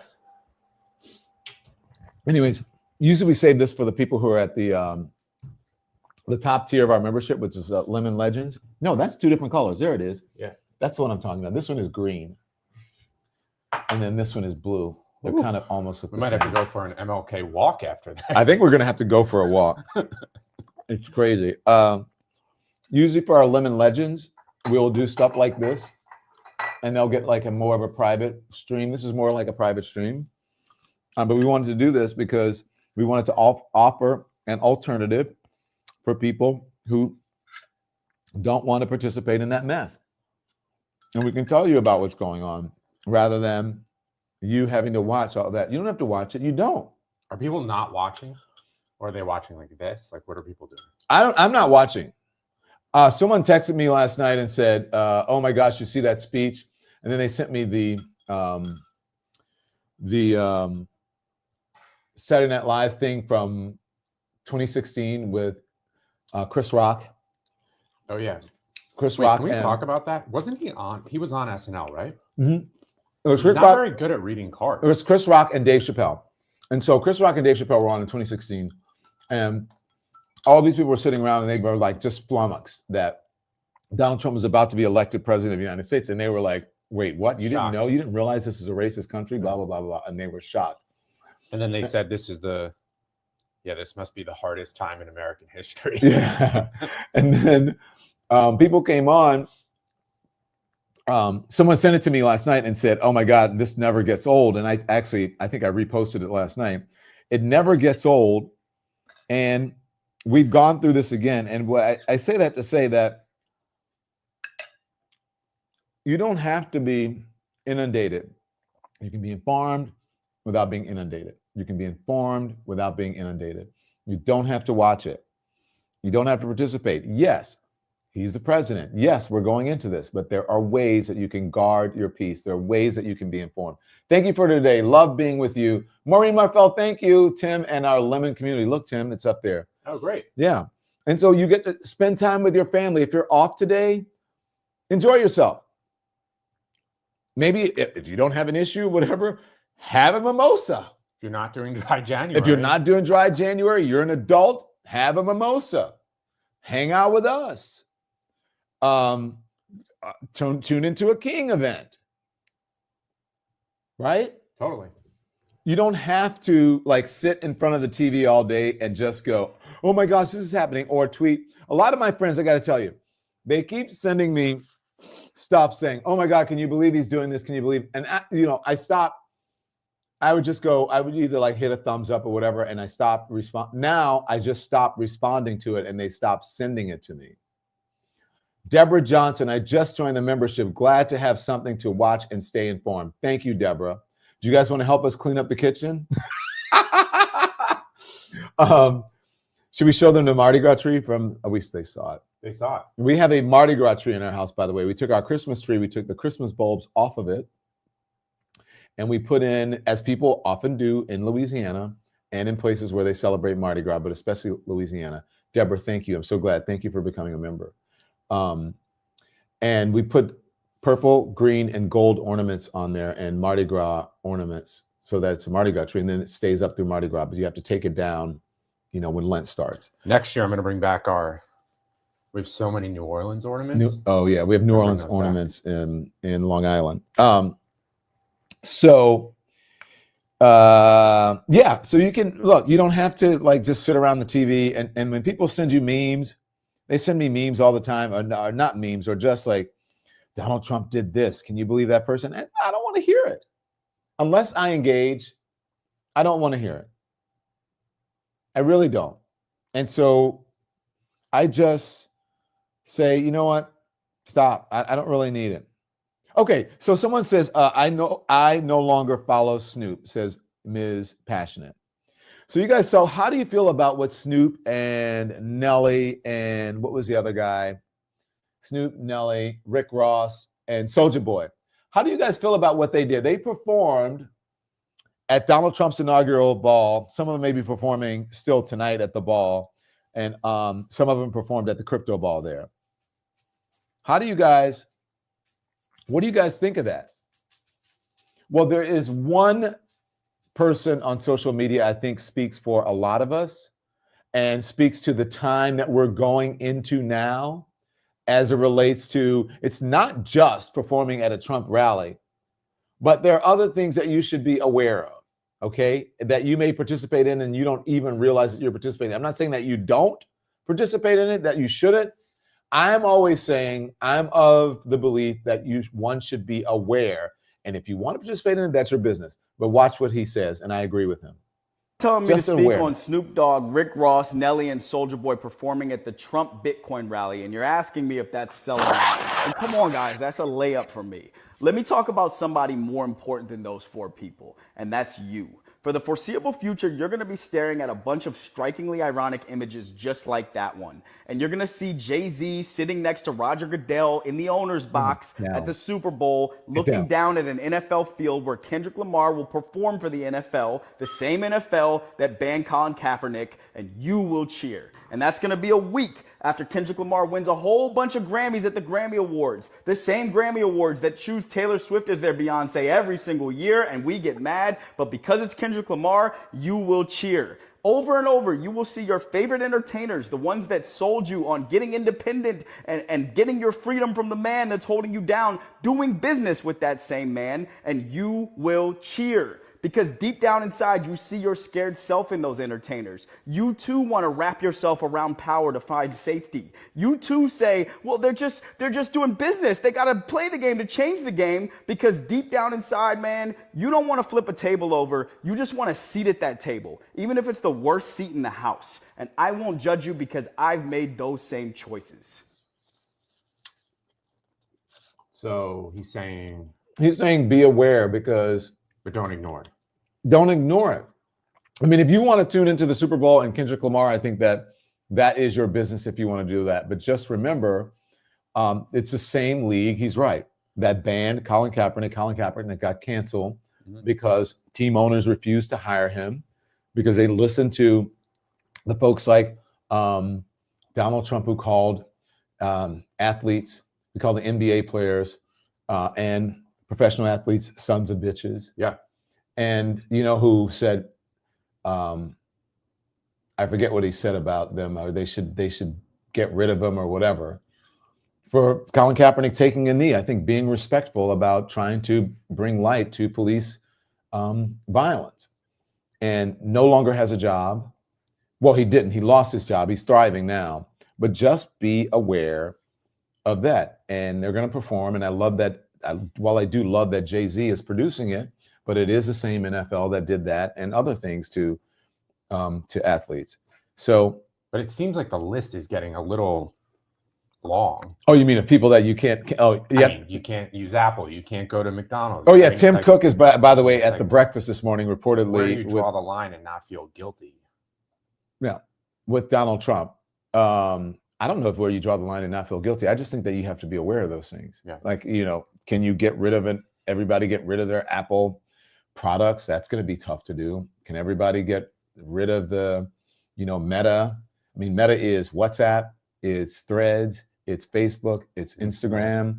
And just think if people had gotten rid of that this weekend when TikTok went out, what were they going to, they would have no social media.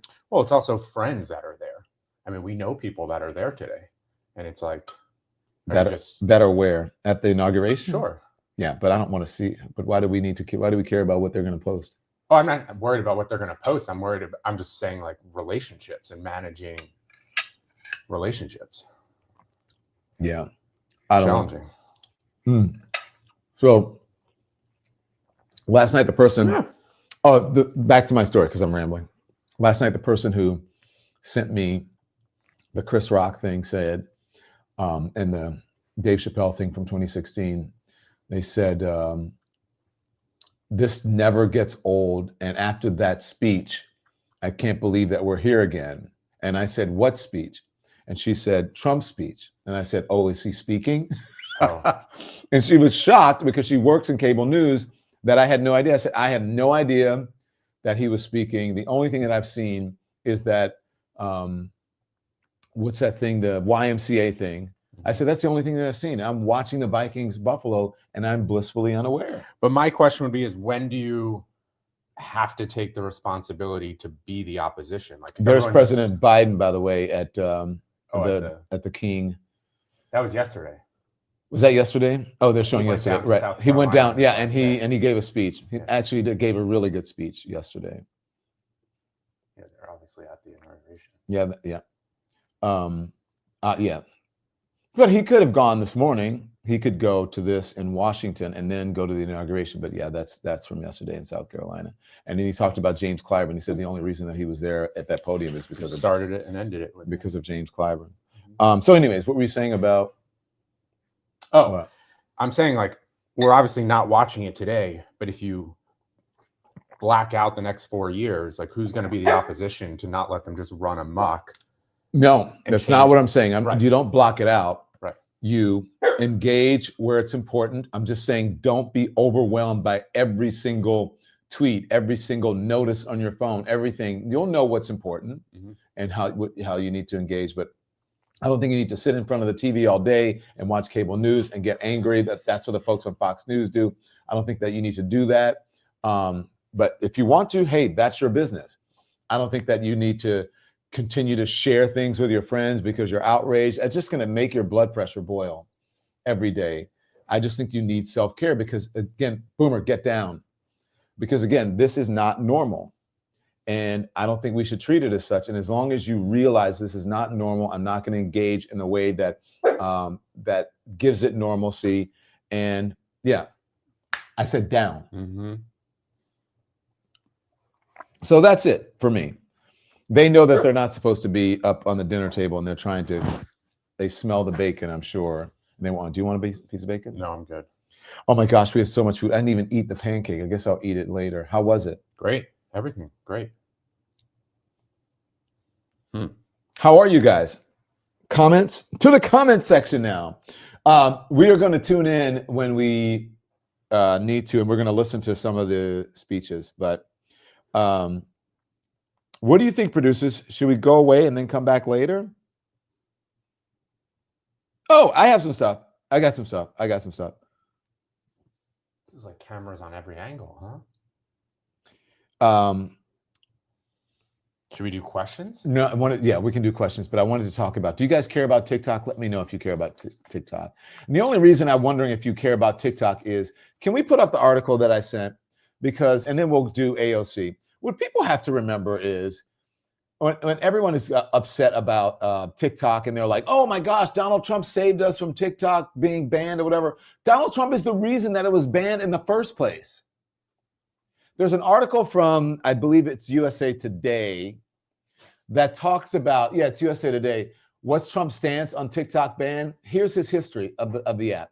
And if you go down into this article, it will show you that back, I believe, in 2020, that Donald Trump, can you move them, please? Yeah. Mm-hmm. It'll show you that in 2020, Donald Trump had a different stance on TikTok and really was the reason that it sort of went where it went. Now, he said, he has a warm spot now, but back in the former president described the First Amendment implications as sweeping and troubling. He would, oh, I'll tell you. Let me just go because I sent you guys the article this morning. Here it is. With the actual quote on it.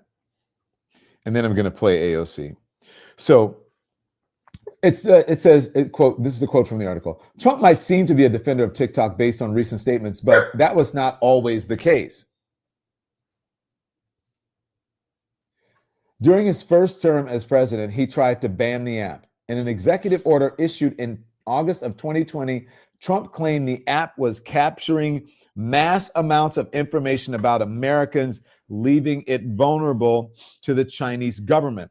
He was also upset, reportedly, that there was so much negative information and content on TikTok that he thought that it should be looked at and should be possibly banned, and there should be restrictions on it. So remember, all these people are like, you can thank Donald Trump for saving TikTok. The whole reason, one of the main reasons, I should say, that we were in this spot and that TikTok was in this spot is because of that initial response of Donald Trump back in 2020. And now he has changed his tune on it. Why? Because social media helped him to get reelected. So do not fall for the okie doke. These people fall for the okie doke every single time. Every single time. Oh, there's Alfonso Davis speaking. I believe that is Washington, D.C. at Reverend Al Sharpton's. So I want to play this. This is AOC respond to what she said about the intelligence. When they were brought the intelligence about why TikTok was allegedly, they believe, so dangerous, the Congress people and the senators looked at it, and she said when she got the intelligence, people were like, well, I don't see us like anything that rises to the level that this app is dangerous to the American people. Here's AOC, watch this. I want to talk a little bit about this TikTok ban, which I voted against, by the way, since this is coming up soon. Last year, when they brought this ban up for a vote, number one, they said it's a national security issue, it's a national security issue. I said, okay, that's serious. Let's see the case. Let's see the intelligence. Let's see what's going on. I can tell you that what was presented to all of the members voting on this thing was not very compelling. Like there was no real information that was given that was a smoking gun, that was anything specific. It was very vague, not convincing, and frankly, it was not convincing to many other members as well. In fact, very high-ranking members on the House Foreign Affairs Committee came to me after the briefing, and they were very shocked and pretty surprised at the lack of substantive information in the briefing. They were genuinely expecting there to be some real or compelling intelligence shared that would substantiate the argument. And there just wasn't. And they were surprised at the lack of information presented at it. And then also, additionally, this bill, which is very large and substantive, like in terms of its impact, came to the Energy and Commerce Committee. It was marked up and it was brought to the floor like in a matter of, I don't know, 1 or 2 weeks. I'm trying to remember. It was just a few weeks, which is very, very fast. Very. Additionally, the degree to which corporations surveil the American people without genuine consent and without real mechanisms for opting out should be illegal, point blank, period. And so many of us naturally said, the answer is not just playing endless whack-a-mole with apps.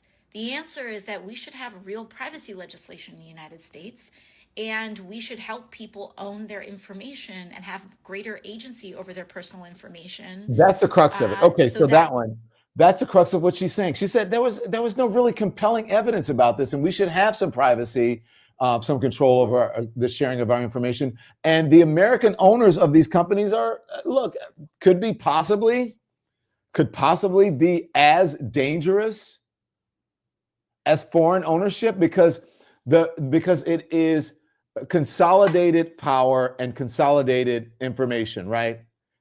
People who have consolidated power and control over the information that they can send out and the information as it is elevated or suppressed, amplified, elevated, or suppressed.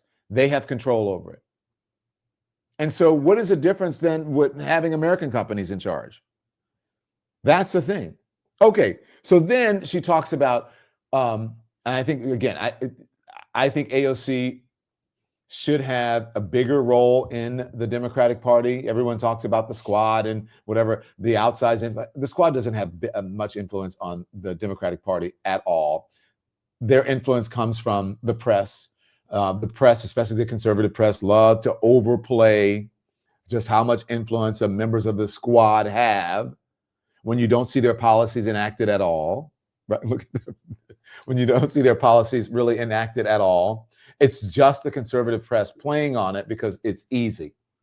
Okay, so this is her talking about, pay close attention to this ban of TikTok, which was short-lived, but right as it was happening, watch. I want you all to put all the pieces together because what this effectively means. No, not this one, not the welcome every back, the one before this one. I think there's another one. Now there's another development, and I want to show you this. I need to show you this. This is so crazy.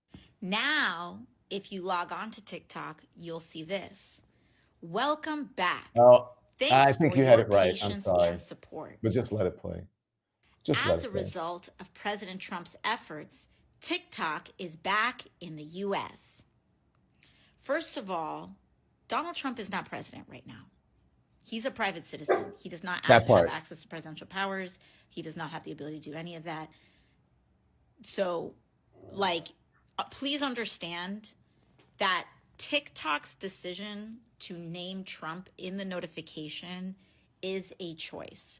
They are signaling that they are privately collaborating. They have agreed to privately collaborate with Donald Trump and the Trump administration. And for all of those concerns that people were saying that TikTok is going to be used as a propaganda tool by the Chinese, understand they're using it as a propaganda tool for the right.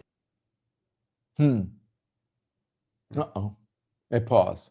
Okay, and now let's see the next one. Platform, mass social media platform in the United States has been taken over by the right wing, with the exception of Blue Sky, but Blue Sky is still very small, relatively.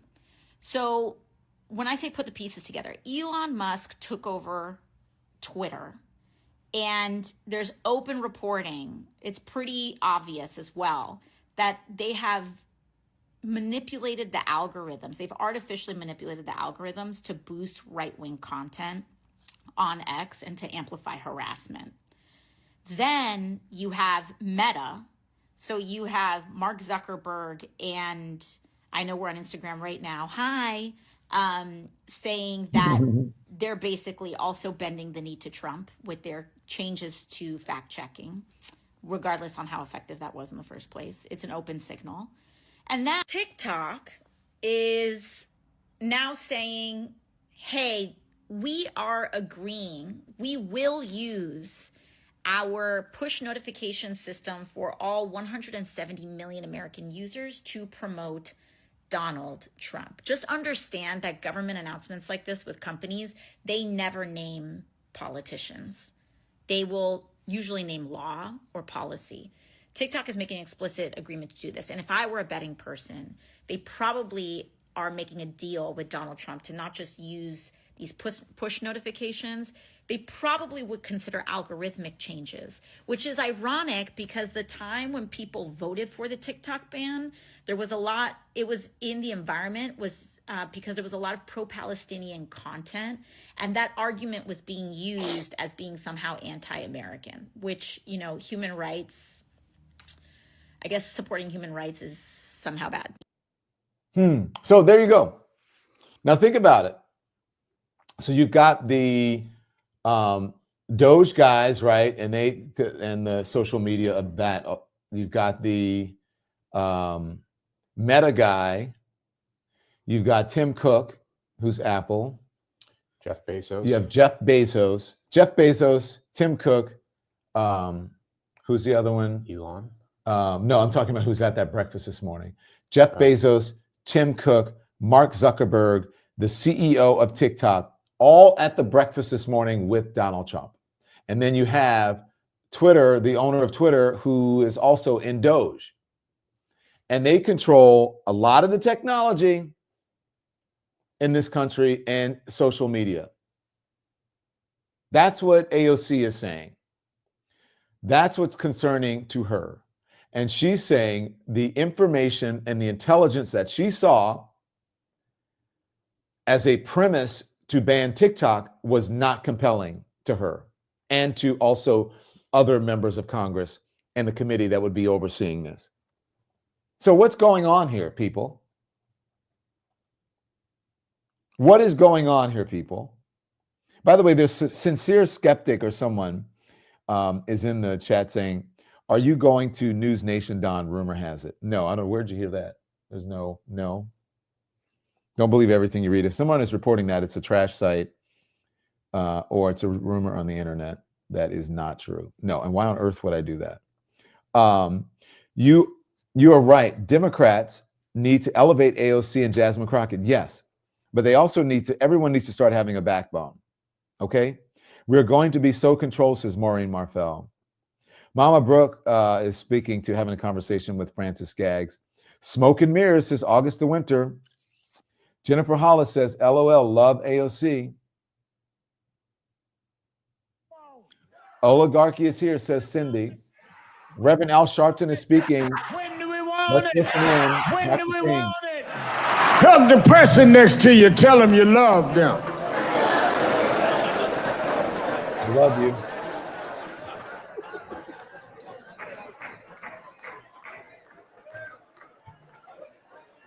Where is this?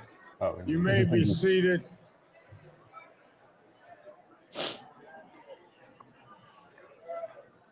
Al Sharpton is having a huge event all weekend, especially today, for Dr. King in Washington, D.C. Several weeks ago, when it was announced that this inauguration of Donald Trump was going to take place on Martin Luther King Day, we decided in National Action Network that we would have our public policy forum on Saturday as our Saturday rally and be in Washington because we want people to see the tale of two cities in one district. Aha, that's a good one. The tale of two cities in one district. When Donald Trump was president before, he went in the Oval Office and he hung a portrait of his favorite president. His favorite president was Andrew Jackson. Andrew Jackson was the president that nominated to the Supreme Court Judge Roger Taney. Judge Roger Taney was the Chief Justice of the Supreme Court that rendered the Dred Scott decision that blacks had no rights that anyone was bound to respect. That is Donald Trump's hero. On this side of town, Martin Luther King Jr. gave his life, shed blood, and died to open up America for everybody, blacks, whites, gays, straights. It didn't matter. There's 2 different occasions in town. We're going to take an oath today that we're with Dr. King as he takes an oath to come back and bring Andrew Jackson into the White House.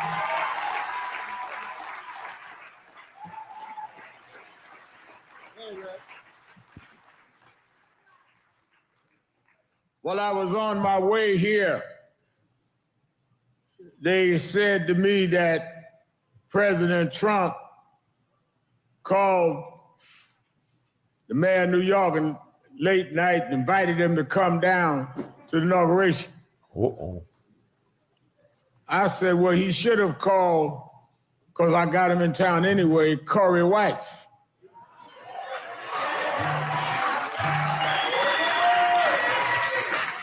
Why should he have called Corey Weiss from you around the country don't know? In 1990, there was a white female viciously beat, despicably raped in Central Park. New York police went and corralled 5 young black and brown men, coerced them into signing confessions, put them in jail. One of their mothers called us. We had just started National Action Network. We went and stood up for them. They called me everything but a child of God, said that I was condoning raping and beating and demagoguery. But I stood up for them. And some 13 years later, a young man in his cell confessed his cellmate. He said, you ever heard of the Central Park 5? Cellmate said, yeah, I remember that. He said, you know, they didn't do that, I did. The cellmate, trying to get favor to get himself out of jail early, told the warden. And they went and did the DNA check and found out the guy in the cell matched the dress of the bloodied woman that had been beaten. They had to therefore let it turn around and exonerate these 5 young men. Corey Weiss did 13 and a half years in jail for a crime he didn't commit. Others, 4 of them, time in jail. Donald Trump took out an ad in the newspapers and said, bring back the death penalty and execute these young men. And even when the city of New York said that we have to compensate them for the time they served that they were coerced into, he said, don't give them a dime. This summer, National Action Network took some of them on tour. And some of the political, they talk about they gave some money for it. No, we took money to bring them on tour to tell the country the Central Park 5 story. We endorsed no candidate. We wanted the folk to know what candidates were. So I thought the least I could do for Mr. Trump is bring one of the Central Park 5 to town. I'm sure he want to invite him. I want him to know Corey Weiss is still alive. There is no death penalty.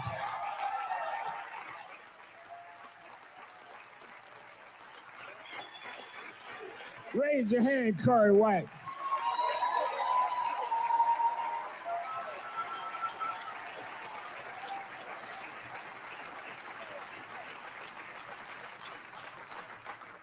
How are you, Mr. Trump, on Martin Luther King Day?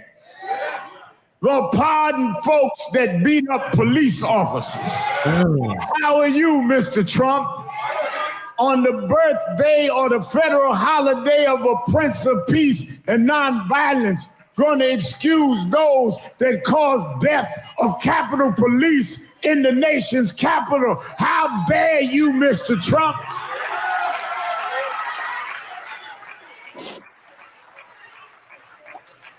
How dare you on King Day talk about making heroes out of haters?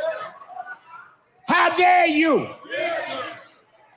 on a federal holiday for the man that brought the Poor People's Campaign to the United States, that you bring some tech billionaires to church this morning that need to be repenting for the disinformation and the sinful assimilation.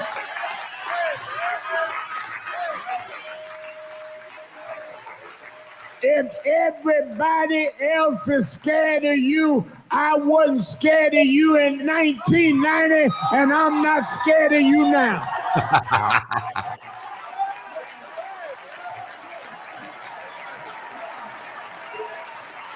You guys see the breaking news at the bottom of your screen. Joe Biden pardons his entire family on his last day in office.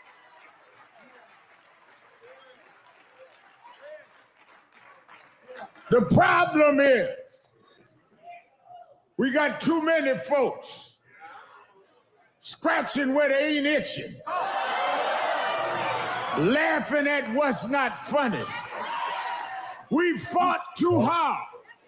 We shed too much blood. We spent too many nights in jail to think that Trump can turn us around. I wanted to be in Washington to let you know so you didn't have to hear rumor. We right here. We are not going back.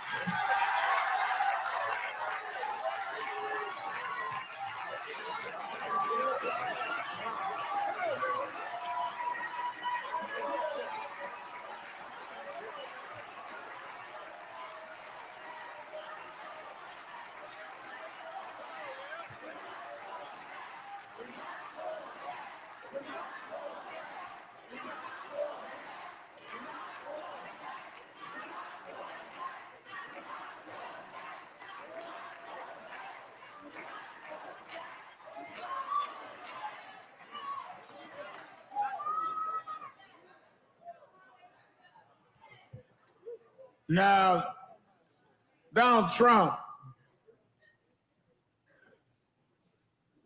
used to try, even after we marshaled him, to act like he was going to be all different. He gave free offices to the Wall Street project of Reverend Jesse Jackson for a year. When I was head of Ministers Vision Rainbow. Came to National Action Network's convention, 2002. Reporters don't do no research. They just write everything he said. Thank you. Then he came back in 2006. Now he called me a racist and a con man. Well, was I a con man when you used to come to our convention? Was I a con man when you gave Jesse free office space? You will be whatever it is to put you ahead. But some of us are standing on the same things that we always stood for. And some of us are not going to change now. You got some walking around. First of all, they lied and said that they're going to get all the black men to vote for them. Look at the facts. That did not happen.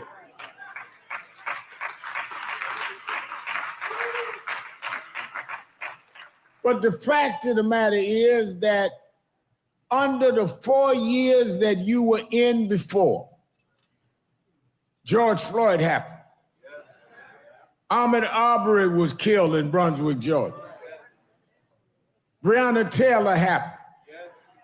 You never stood up one time for justice for any of them. Never uttered a word of justice. And we got by. We built and had one of the largest gatherings in this district. We brought 200,000 people to the nation's capital around George Floyd. I call the march in a pandemic. You were right in the White House. We marched for Ahmaud Arbery. We convicted the police in George Floyd. We convicted the police in Ahmaud Arbery. We showed even under you we would fight and win anyhow, and we gonna fight these next 4 years no matter what you say.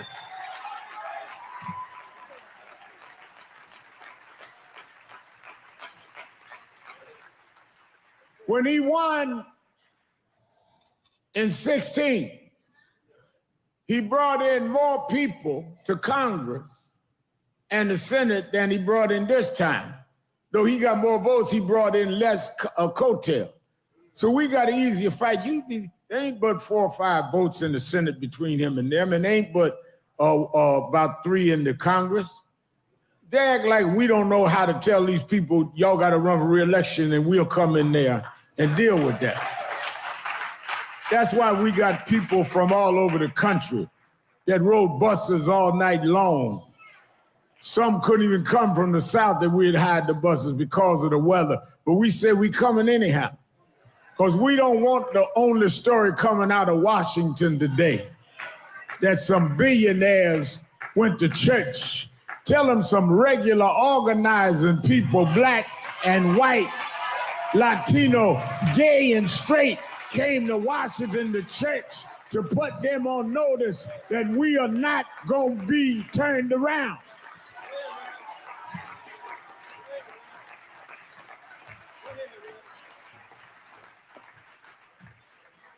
Everything that Dr. King stood for is at risk with this president and this Congress.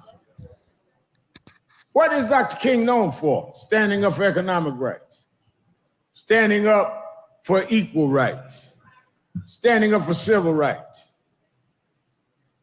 And all of that, this president, against women's right to choose, against equal rights for gays, against the whole question of diversity, equity, and inclusion. On the record, against voting rights, wants to bring it back to states' rights. So it's not even about me against Trump, it's about him against Dr. King's principles.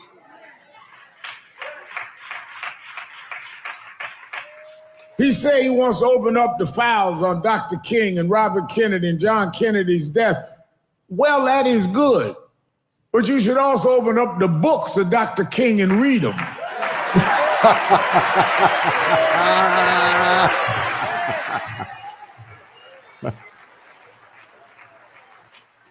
If you read Dr. King's book, Where Do We Go From Here? Chaos or Community? You would know why we needed diversity and equity and inclusion. Let me break 1 or 2 things down. I'll let y'all take the oath. So I know folk got to get on the road and start snowing someplace again.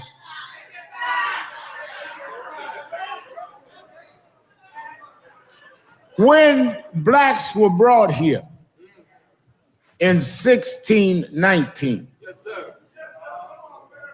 we were brought here as a result of slave trade. Slave trade meant that there was an economic arrangement. They justified it by dehumanizing who they traded. They traded some for some blacks by paying off others blacks in Africa. Am I right? So that's why it ain't just a black and white thing, because some black folks sold us out in the first place. And some blacks are still selling us out.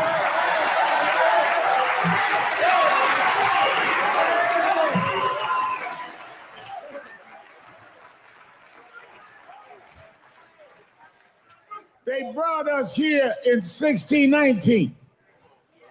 The biggest ports of enslaved Africans was in Charleston, South Carolina, and New York. That's where Wall Street came from. They built the wall to protect the colonialists from the Native Americans. Named it Wall Street, they built it with free labor. Now, watch this. Lamel McMorris, one of our board members, from 1619 on, we were here slaves.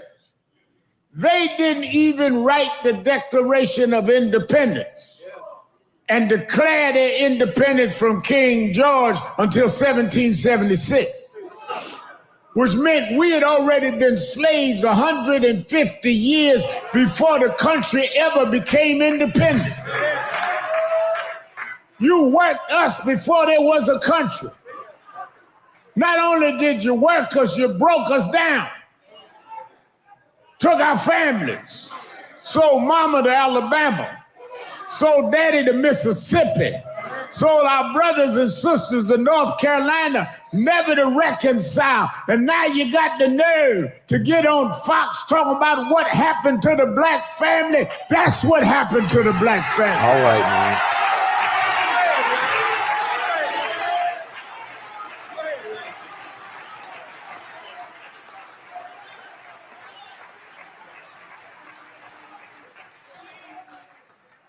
We worked with no wages. It was against the law for us to read and write. If whites, because there were some whites that were always abolitionists, if they were caught teaching us how to read and write, they'd be prosecuted. And for all those years, we were in that circumstance. Then they decided they did not want the humiliation and the continuation of being called names in a world stage. And people started rising up. William Lloyd Garrison, a white from New England, and Frederick Douglass, a runaway slave. I was at a seminar a few years back, Reverend Acre, and everybody was talking about the talent that some of the slaves had to have. And I thought it was one of the most ridiculous things I ever heard, Bishop Mason, is that some folk talk about what kind of slave they could be, or some singing slaves, some dancing slaves, some eloquent slaves. I ain't never wanted to be nothing but a runaway slave.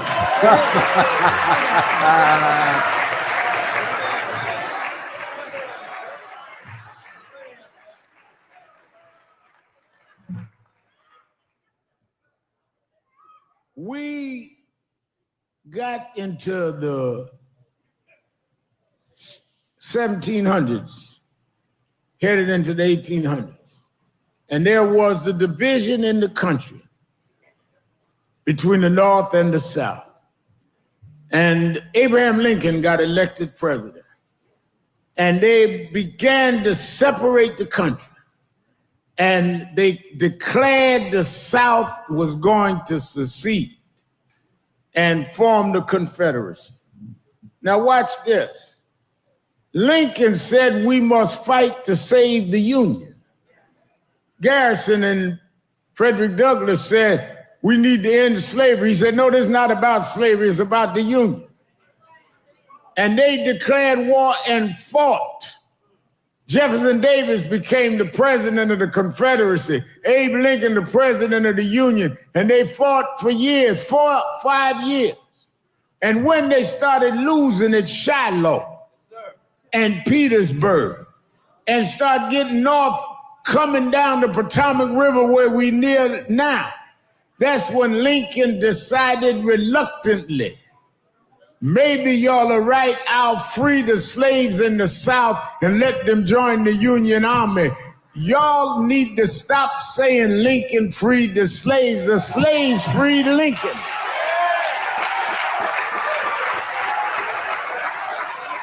Thank you, Rev.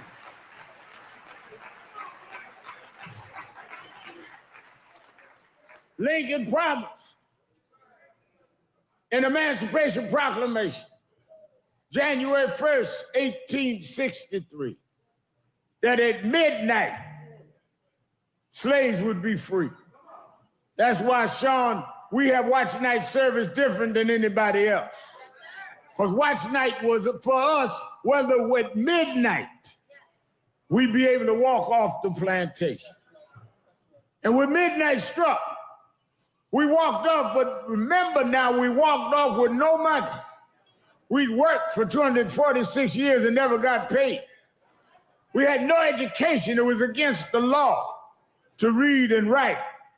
We had no family structure because you broke up our family, named our children after yourself. We were standing there with nothing. The only thing we had was our ability to convene and congregate. That was the birth of the Black church. Why are we in church today? Because all we had was the faith in God and the Black church, and say, on this rock, I'll build my church, and the gates of hell will not prevail.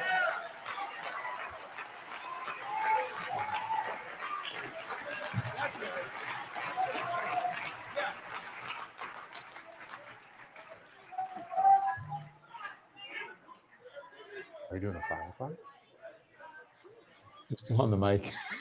Oh, Yes. well, We fought little promotion.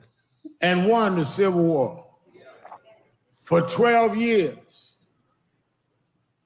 they had Reconstruction. They killed Lincoln. Andrew Johnson came back in, backlash.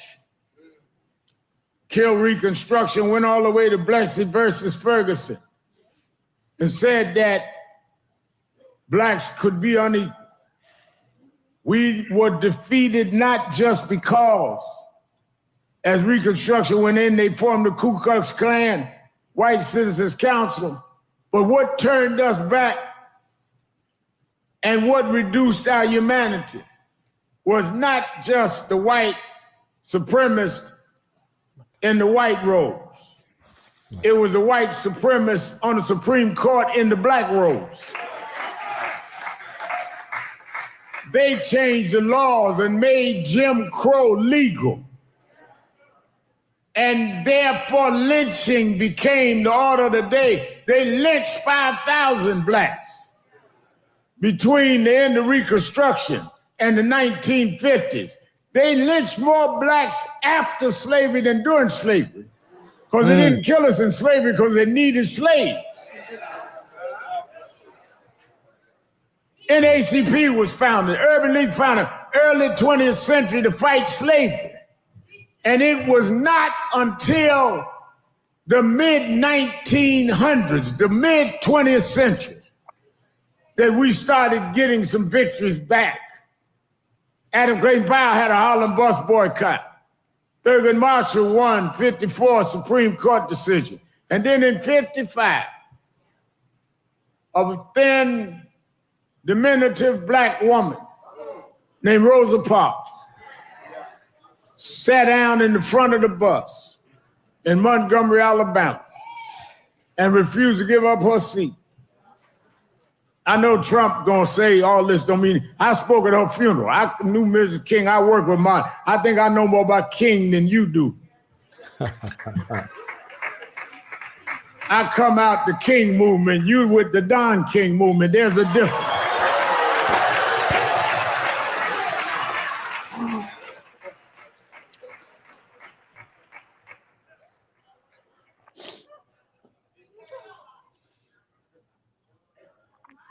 We saw when she sat down in front of the bus and she was arrested because the law was that she had no right to sit in the front. A black preacher in that town named Martin Luther King got with the other ministers. And Alphonso David, they said the law is against us. Society is against us. But one thing they cannot control is they can't make us spend our dollars on them buses. And they made up their mind that it was better to walk in dignity than ride in shame. You hear that? It may be inconvenient, but I'd rather walk with my pride than take your low-down ride.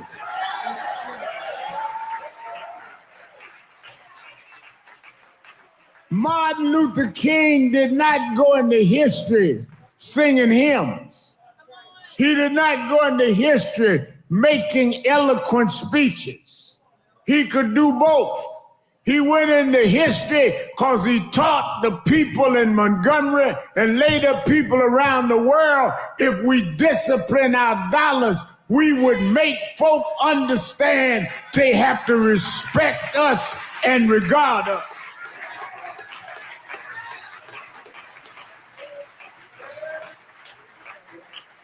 Donald Trump just said in his inaugural address that he is going to end DEI this week. He's going to put out his executive orders. You have all these corporations that are saying they're going to back up off DEI. And why do we have DEI? We had DEI because you denied us diversity. You denied us equity. You denied us inclusion. DEI was a remedy to the racial institutional bigotry practiced in academia and in these corporations. Now you want to put us back in the back of the bus. We're going to do the Dr. King Rosa Parks on you. We're going to call you out one by one, and we're going to shut you down.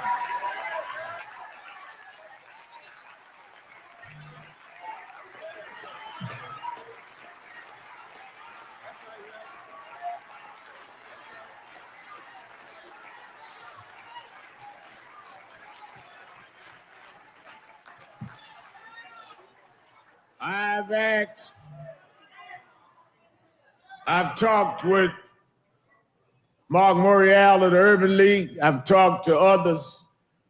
We're putting together a council. I'm going to release the names this week. Alfonso David, for 90 days, they're going to do a study of what companies have pulled out of DEI and what companies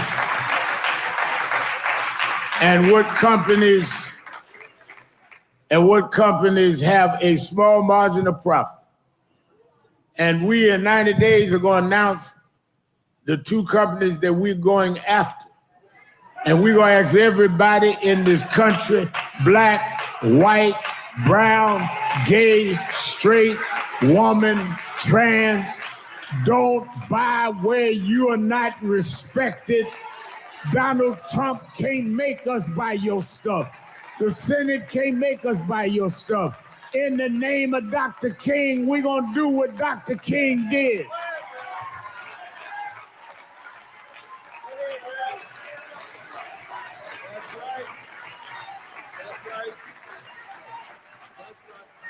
Trump tweeted the other week, I'm a con man. No, call me the coin man. I'm going to stop the coins from dropping in the wrong place.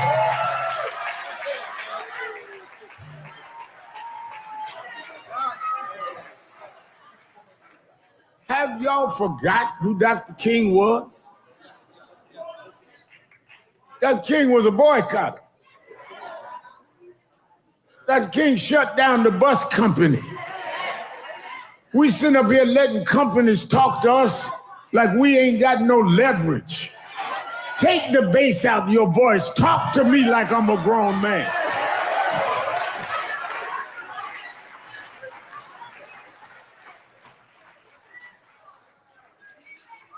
I'm sitting up watching the TV after I worked out this morning.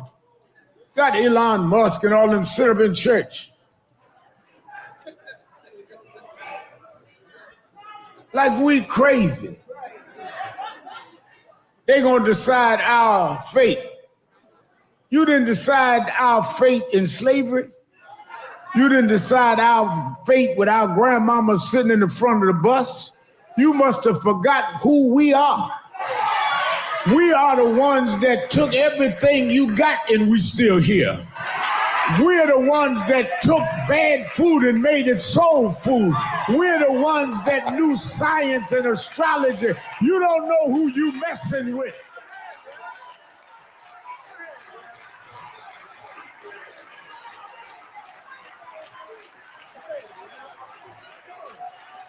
Put it up on story.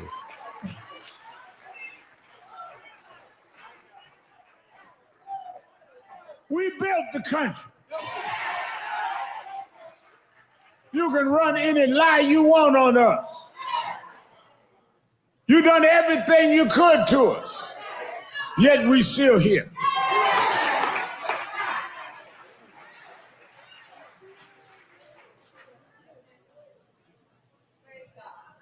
Ford asked me, well, what do you think about Donald Trump always taking shots at you? First of all, how could I be offended by a man with 34 felonies?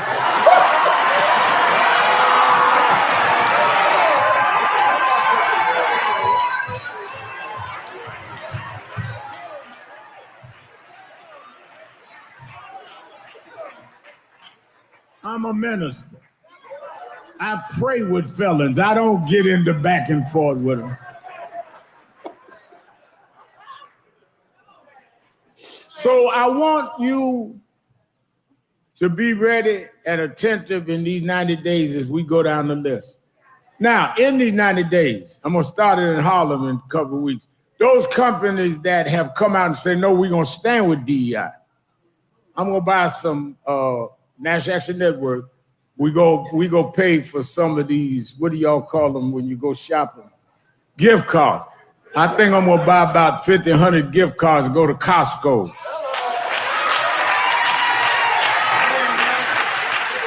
We're gonna support those companies that stand up and tell the truth. We're gonna change this argument. This ain't gonna be no Oval Office argument, Trump. This is gonna be an argument in the streets. We're going to take it where it needs to be.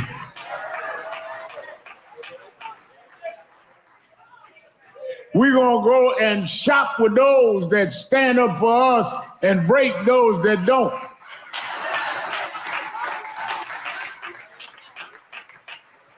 We ain't buying no electric cars, SpaceX, none of that stuff, no how much. I ain't trying to go to the moon. I'm trying to live right here in the district.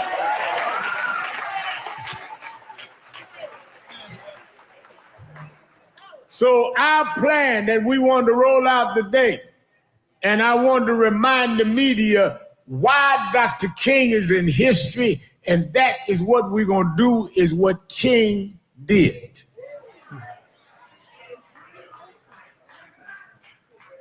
Trump talking about he wants to build a society of colorblind. Dr. King told us to be proud of who we were. Why do we have to be colorblind? No, we can acknowledge each other's color and treat each other equal. Why do I have to act like you ain't who you are? No, be color conscious and then respected and treated equal. We were slaves because of color. We were segregated because of color. Now you're going to be blind? Don't be blind to my history. Equal out what you made unequal.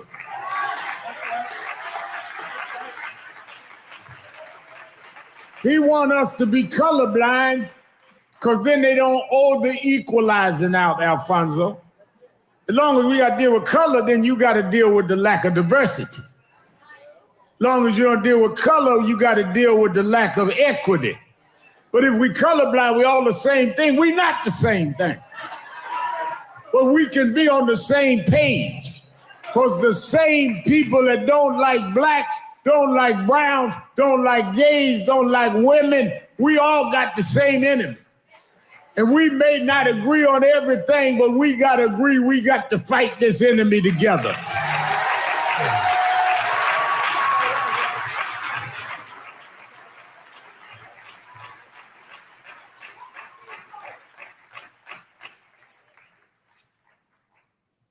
Lastly, remember, Trump is powerful. Trump won by less than 2% of the vote. And we beat him before. I ain't never been scared of somebody already whipped.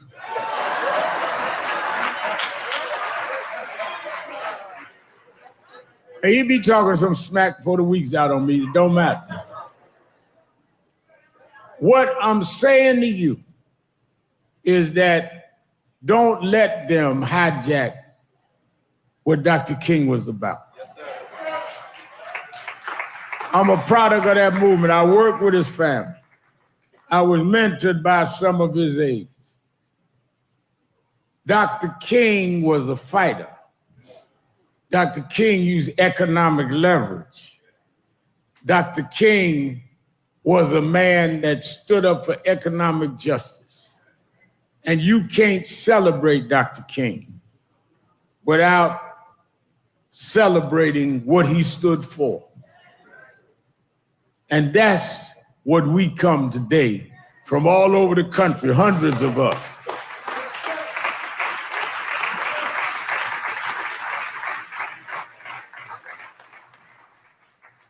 And as we close, let me tell you this. That what made Dr. King as effective as he was is he believed in a higher power. One of the reasons Reverend Lamar, his pastor here, Reverend Lamar, is here. One of the reasons I asked Reverend Lamar to let us do this in this church is in this church. In 1895, they had Frederick Douglass's funeral on this church ground. This church, they brought Rosa Parks' body. Bible said, remove not the ancient landmarks. I wanted us to make our oath right in the same rock that sent Frederick Douglass home, that sent Rosa Parks home. This is sacred ground.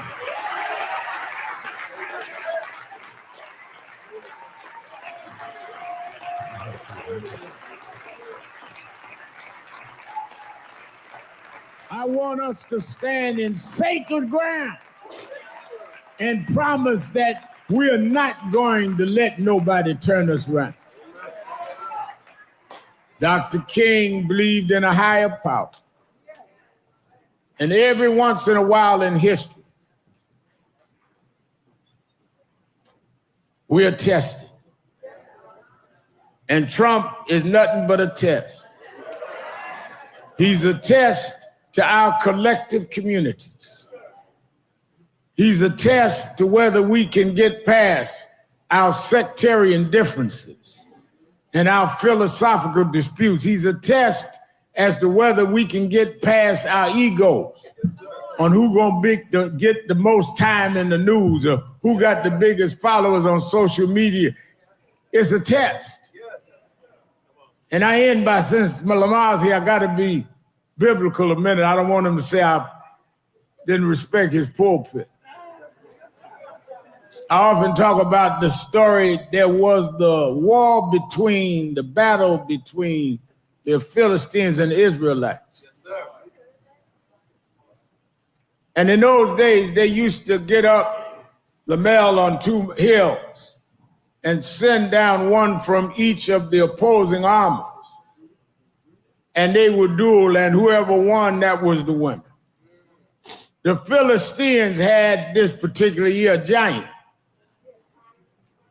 7 foot tall, had sword that was so heavy he had to have an armor bearer carry. And he came down in the mid place and challenged the Israelites. Said, send me one of yours, just send me one. He said, I'll make a deal with you.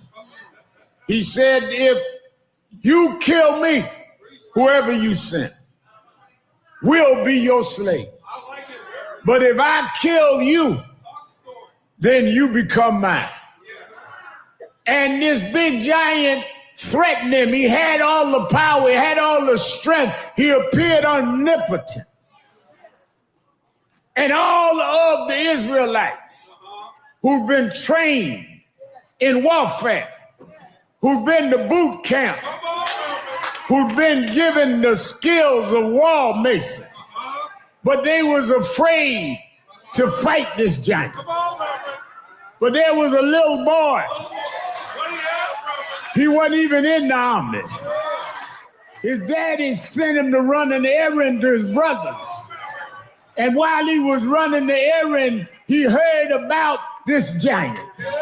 And he said, who is this giant that defies the gods of Abraham and Isaac? If nobody will fight him, I'll fight him. His brothers told him, you be quiet. You can't fight. You ain't been to boot camp. You ain't had no training. He said, that's true. I'm just a shepherd boy. But I didn't have a degree in nothing else. But one day I looked up and a lion and a bear had grabbed my father's sheep. I didn't have a degree in lion fighting. I hadn't studied bear wrestling. But somehow I fought the lion and the bear. And the same God that gave me the strength to fight the lion and the bear, that same God will help me fight Goliath. I was in Harlem minding my own business, but they tell me there's a giant that y'all swearing in today. And they tell me y'all scared to fight that giant. I ain't been to one of the Ivy League schools. I'm not as classy as some of y'all downtown, but I'm not gonna let them. I heard there's a giant that defies Martin Luther King. There is a giant that defies Frederick Douglass. I come to Washington with my slingshot. I'm not scared of that giant. I'm not scared of that giant. The Lord is my shepherd. I shall not want. I can walk through the valley and shadow the death and fear no evil. He walks with me. He talks with me. He tells me I'm his own.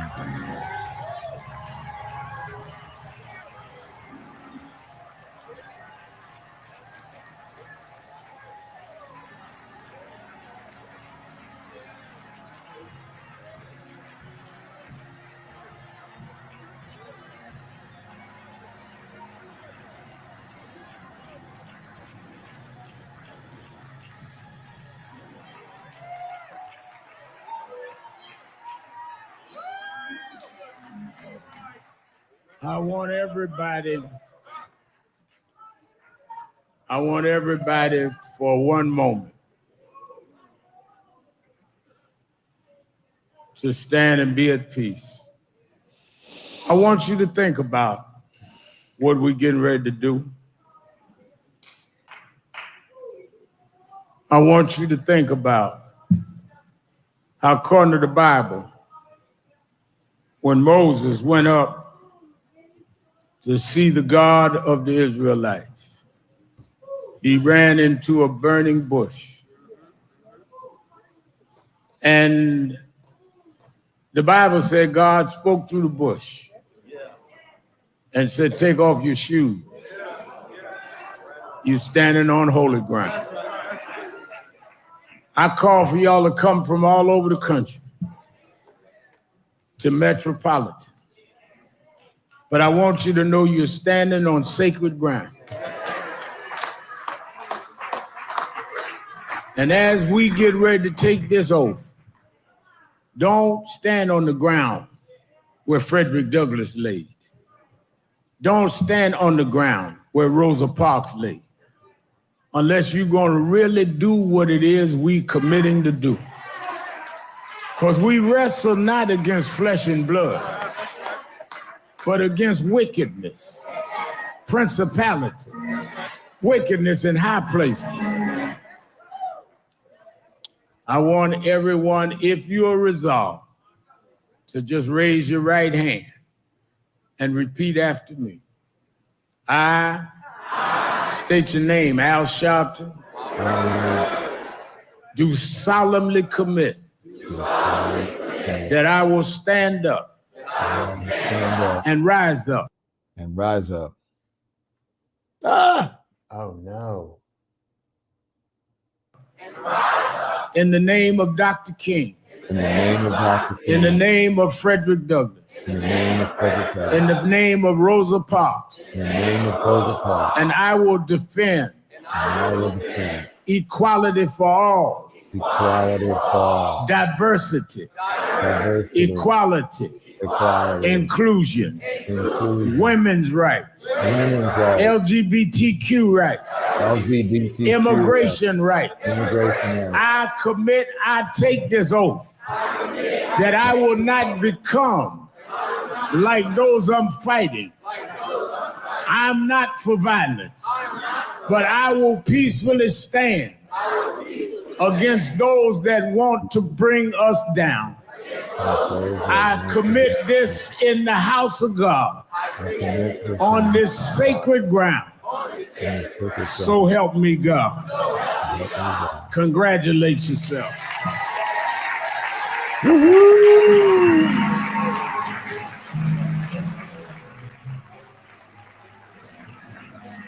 While you're standing, I want all the ministers to come. Let's join arms when they would march in the South. I used to think it was a little too moderate for me. But as I read my history and got to know some of the lieutenants of Dr. King, I realized it took a lot of strength to face biting dogs, to face sheriff's club nightsticks, and somehow with no defense at all, they look at biting dogs in Birmingham and say, we shall overcome. They look at people with weapons and say, we shall overcome. They look at people that had the law and they took a lot of say deep down in my heart, I do believe we shall overcome. Oh, it's a big day for the right wing. They celebrating and they gonna have their little inaugural parties tonight, but we shall overcome. They got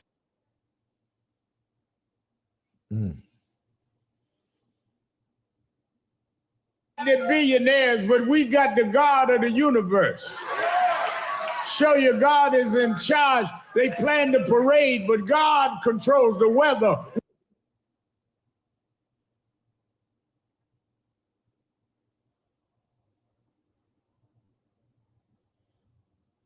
Yeah, looks like they're having connectivity issues where Dr. Sharpton is.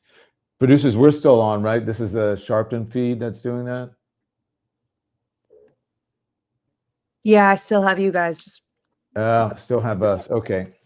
That was the end of it. If it comes back, we'll pause, but it looks like they're having some connectivity issues. Yeah, you can let us know if it comes back. Okay, you guys are watching it? Wow, that was moving, huh? Don't you think?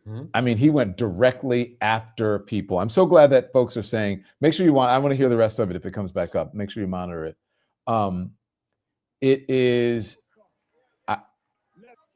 there he is.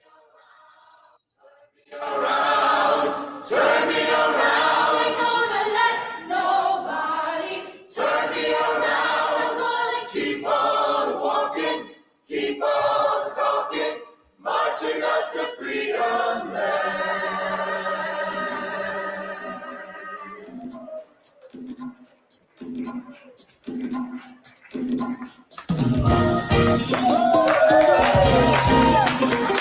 Yeah, oh my God.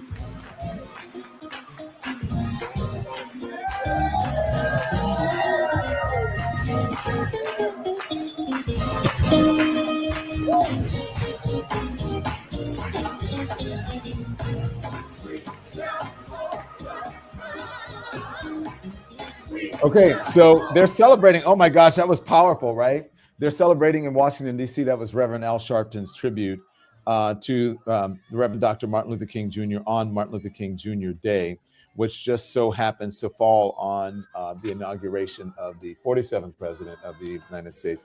But we are paying attention to what we believe should be paid attention to today, because it's not, as he said, there was a tale of two cities in Washington, D.C. That's how the Reverend Al Sharpton started. By the way, please make sure you hit the thumbs up and like and subscribe. If you hit the thumbs up, more people become aware of our conversation, and they get to, maybe more people will become aware of what they should be paying attention to today, and that is a celebration of Dr. Martin Luther King Jr., who fought for, as Reverend Al Sharpton put it, diversity, equity, and inclusion. He fought for the rights of all people, including people of color, women, members of the LGBTQ community, underserved community. And that's what's important today. Not as what Reverend Sharpton said, the oligarchs and the billionaires who are consolidating power in Washington, D.C. or in America. And he said, look, they may have billionaires, but we have what? We've got the Almighty in our favor. And he made everyone, I took the oath, he made everyone take an oath saying, hey, look, I'm going to fight for these things. But I think what's important, look, he went after, the folks who are in Donald Trump's cabinet and the members of Doge and all of that. He went after them. But I think the most important thing that he said is that he and Alfonso David, they are starting this commission. I guess maybe it's their Doge-like commission. They're going to go after and come up with all of the companies who are getting rid of their diversity, equity, and inclusion programs. And I think what he's saying is that he's going to encourage people not to support those companies. Is that right? Mm-hmm. And we were just talking about this before, Tim. We were saying, how do you get rid of everything? Look, you've got Tim Cook, who's there, Apple. Tim, do you get rid of your Apple? Do you get rid of your iPhone? Do you shop at no, it's not. Is it Lowe's? No, Home Depot. It's Home Depot, but Lowe's, I don't think so. And he said Costco. I don't think Costco is supporting. But I don't know. That's going to be tough to do, but maybe folks can do it. And he likened it to back when they had the Montgomery bus boycott, and they said, you know what? You don't want me riding on your bus because of Rosa Parks, et cetera. Then okay, fine. Then we won't take your stinking ride. We will walk. And I think we have to go into 2025 with that kind of energy and that kind of spirit, is that, this is for all the modern conveniences that we have, a little bit of inconvenience is not too much to ask for. I agree. It's not too much to ask for in this time where we have everything at our fingertips. Look, you don't like Apple, there are different iPhones that you can get. I'm not saying that you should do it, but I don't know what I'm going to do. I mean, people ask me about being on Meta. You have to be on some of these platforms if you want to get the message out. So how do you guys feel about this? What do you think of Reverend Sharpton's speech? What do you think? Let's go to the chat. Hold on one second. I'm getting, let's see. Costco and Target are good. They did not. Costco, that's why he said he's going to go to Costco and Target. And he said he was going to get some. So, oh, man, you guys are engaged. Look, make sure you hit the thumbs up and make sure you like and subscribe. Again, so many new members today. I know. We are almost we got so many new members today, and we're going to shout them out. Oh, Woman Veteran says, we are boycotting. Great speech had by 94-year-old father, had my 94-year-old father clapping, says Renee Hutchins. Deep in my heart, I do believe we shall overcome one day, says TA. Kathy Gordine says, it was moving. Loved it, says Diorial. Guinevere Crop says, Jesus. Butterfly says, Apple has not changed since one person went to meet Trump. They are earth and diversity friendly. That's the head of the company. Sheila Jackson says, it reminds me of Sheila Jackson Lee, who passed, 100%. His speech was powerful, says Nicole Miller. So anything, Costco, Aldi, Target, Sing for God. Sing for God, why aren't you a member? You got to become a member. People are also gifting membership, Sing for God, and you're not a member. Lomax Legrand, the third, says great. Concert Lover. Let me go into some of this. Concert Lover, thank you so much for your generous support of independent media. Concert Lover is in here saying, in honor of Lily Mae Robertson, I thank you for today, Don Lemon. Thank you so much for today. I appreciate it. Thank you so much for what you're doing and for your generous donation, Concert Lover. I'm so glad as I was watching the chat and responded to some of the folks on the phone when you saw me texting on my phone. I was watching the chat and there were so many of you here in the chat saying, thank you for today. This is what we needed, instead of watching that other mess. Snowstorm, Storm says, welcome, is here. Welcome to Elimination Storm. We're glad that you're a member. Also, GB, welcome to the Elimination as well. Who else is a member of Elimination? Steve Brown, 2012. Listen. We all of our busters, all of our chapter leaders of the Elimination. We missed to leave here this afternoon without hearing from our pastor, Pastor Lamar, with us. Can you turn it down a little bit, the audio, please? And then Pick Ferrara upgraded membership to Lemonheads. That is great, Pick Ferrara. Thank you. And Ka11221, welcome to the Elimination. So many new members. Let's see who else we have today. Nivali Toure, welcome to the Elimination. Thank you. I'm so glad that you're here. And Aflac 63, welcome to the Elimination. And I'm sure there are many, many more of you that we're missing out on. Hey, Don, happy to be a new member, says G Brown 2012. Thank you, G Brown. We're happy that you're here. Thank you for today. My daughter and I watched together. Thank you, Danielle G. I'm glad you watched together. And that's why we were here. Mamazon Rising became a YouTube member. Welcome to the Elimination, Mamazon Rising. I'm glad that you're here as well. Barbara Van Torrigan, Tongaren became a member of the Elimination. Welcome, welcome, welcome. Mary Quantrelli became a member of the Elimination. Welcome, welcome, welcome. Dory Angel, welcome to the Elimination. Ebony Noel, new member today. Change ad settings in Meta apps. Change ad settings in Meta apps. What do you mean by that? Tell me what you mean, Ebony. Are you telling us to, or became a new member today? Anyway, we're glad that you're here. Send me a message and let me know what you say. Bree B, welcome to the Elimination. We're so glad that you're a member as well.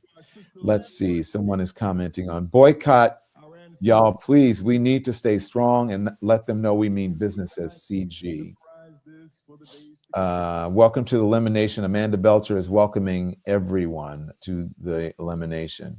Glamour W1, welcome to the Elimination. Ms. Lady, stay on Meta. We need you to help push back on the lies and misinformation that come across those platforms.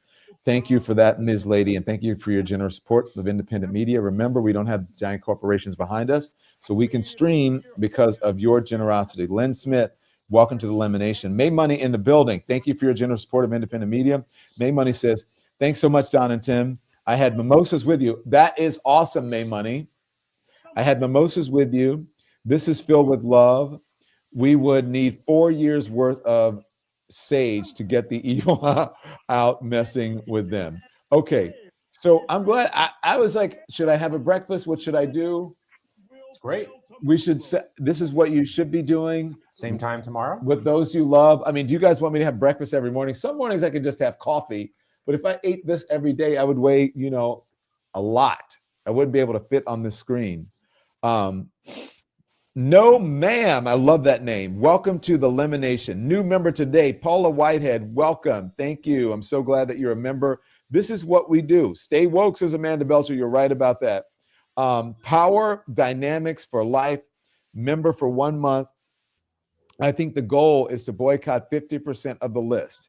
Thank you for that. Power Dynamics, welcome. I'm so glad that you all are here. Nisha Eisler, welcome to the Elimination. Wow, we have so many new members. That's great. Oh, I'm so proud. Krista Lala, welcome to the Lemon Nation. It's 9 degrees in Indiana, says Cindy McGee. Cindy, it's cold. Wow. Maybe God is trying to tell us something. 9 degrees. Woo! Ma'am Mesa says, this is great. Thank you, Ma'am Mesa. I love that you are enjoying the experience. We are as well. So, guys, I think what we're going to do is Cynthia F., welcome to the Elimination. Sabrina Johnson, welcome. Wow, you guys. Barb Sharon, thank you for your support of independent media. Kawanda, thank you for your support. We'll be reducing Amazon usage and switch to Target. Interesting. Barb Sharon, thank you for the super sticker. That's interesting. Maybe we should try that. What do you think? Target. Also, too, I think it's important we try to buy local as well. We could cut back on the Amazon. We can cut back on the Amazon. What are you making for lunch? Missouri Design 710 says, welcome to the Elimination to you.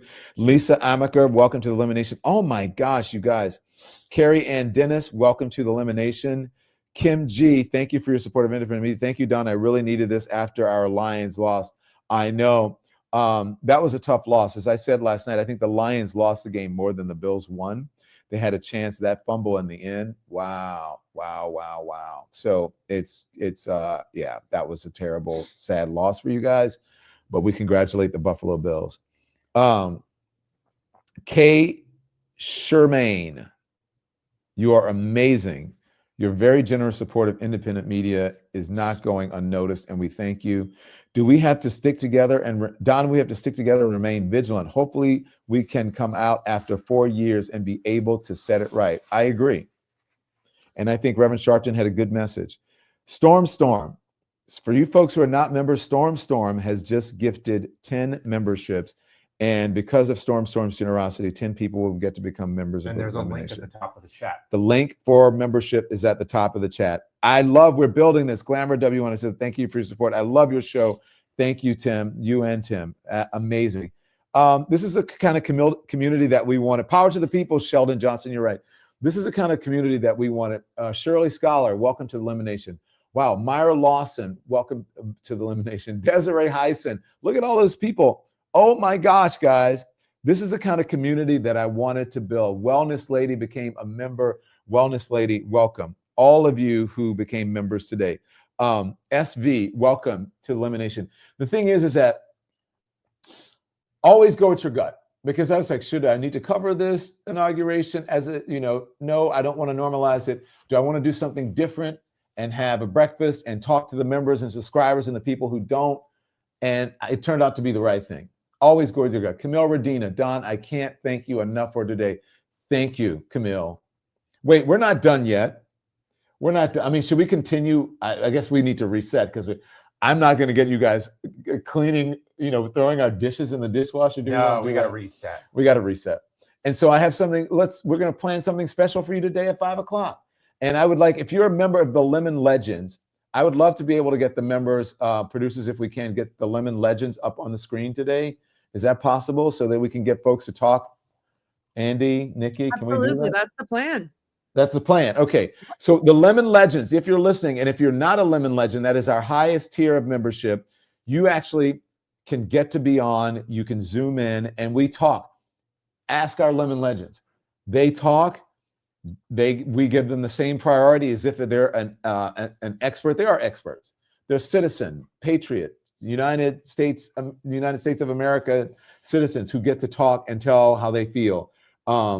Just because you're not a lawmaker or some muckety muck, it doesn't mean that you don't understand what's going on in the country and that you don't have credibility. And so we want our members to have a voice. That is the whole point of this channel. It's for me, not just speaking to you and talking and giving my opinion. I want to hear yours. Maybe you agree with me, maybe you don't. And we put everyone on, whether they agree or not. Am I right, Nikki, Andy? Don't we? Yes, we do. Our and legend. I also just want to say that I'm going to, right after this show, I'll be putting up a note on the community page with a form. I have some of your emails, Lemon Legends, but if you'd like to join tonight and you haven't signed up on that form yet, fill it out and I will be hitting you up with the details for tonight. Yes. So we have to have your contact. Upgrade your membership, guys? I believe if you have an iPhone, you're going to need to do that on a computer.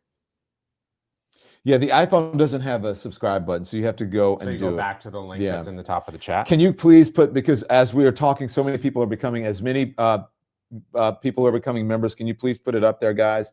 Let's just, because I want people to be acknowledged. Anyway, so if you are the highest tier, you get to be on. So look, if you're a member, your information will be on the screen, and we will welcome you. So it's on the screen. We can't read through all the names. I would like to be able to, but so many people are becoming members. It's fantastic. And so again, our Lemon Legends are going to be on this evening, and we prioritize our Lemon Heads, or all of our members. We prioritize your comments. So thank you so much. And for our Lemon Heads and our Lemon Legends, you get private streams. This is usually more like our private stream. So we only do this. We only did this because today was a special occasion, and I was thinking I didn't want people to have to like sit around and mope or dead scroll on their social media or feel like they have to tune in. Or I wanted people to have a place to be able to tune in today, to be able to come to, as an alternative. We wanted to counter program to the folks who are treating this, what's happening in Washington, as if it is something normal. They're normalizing this not normal, unusual, unpatriotic behavior. We are not doing this on this channel. We don't do this. We tell the truth. We report the news, but we don't pretend as if this is some normal administration, as if the folks who have been nominated as appointments in this administration, as if they are, most of them are normal. Many of them are not. Many of them are unqualified for those positions, but most likely they're probably going to be appointed and confirmed. Those are just the times that we're in right now. So I'm so glad that you guys, remember, you can subscribe. Subscriptions are free. Subscribe to our channel. The more folks who subscribe, the faster our channel grows, the more people become aware of the channel, and the more people become aware of the Lemon Nation, and they'll become a lemon head. Maybe we'll win them over. And guess what? You don't have to be a liberal or a non-Trump supporter to be part of our memberships or our subscribers, or to tune in, or to have your point of view come across. Come on in. We like you to be respectful. Haters, just remember, haters are super fans. So come on in and enjoy. Maybe you'll learn something. And if you are respectful and you have a good, if you have a good point that you're trying to bring across, we'll put it on, even if it's counter to some of the beliefs of the folks who are on the channel. And by the way, if you're watching us on TikTok, make sure you hit the hearts. We love our TikTok audience.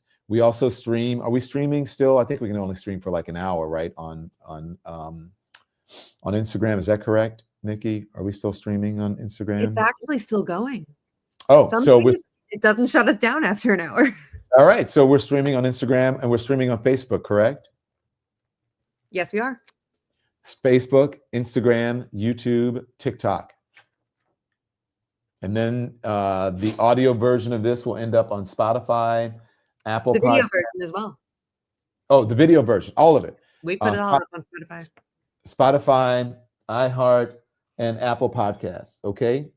So, yeah. Is there anything you guys want to talk about before we leave you? I don't want to leave you. We have so many people in here. I don't want to leave you, but I guess we have to. We've got to reset. We got to reset, and then they got to get some stuff out. So, gift memberships are picked randomly from the system. Oh, Angie, me. Okay. So, guys, thank you. So many people are joining still. Get those names up, guys. Thank you. Can we put some names up? And I guess we'll leave the stream going for a little bit. As we clean the table. As we clean the table, we'll get the names of the folks up on the thing.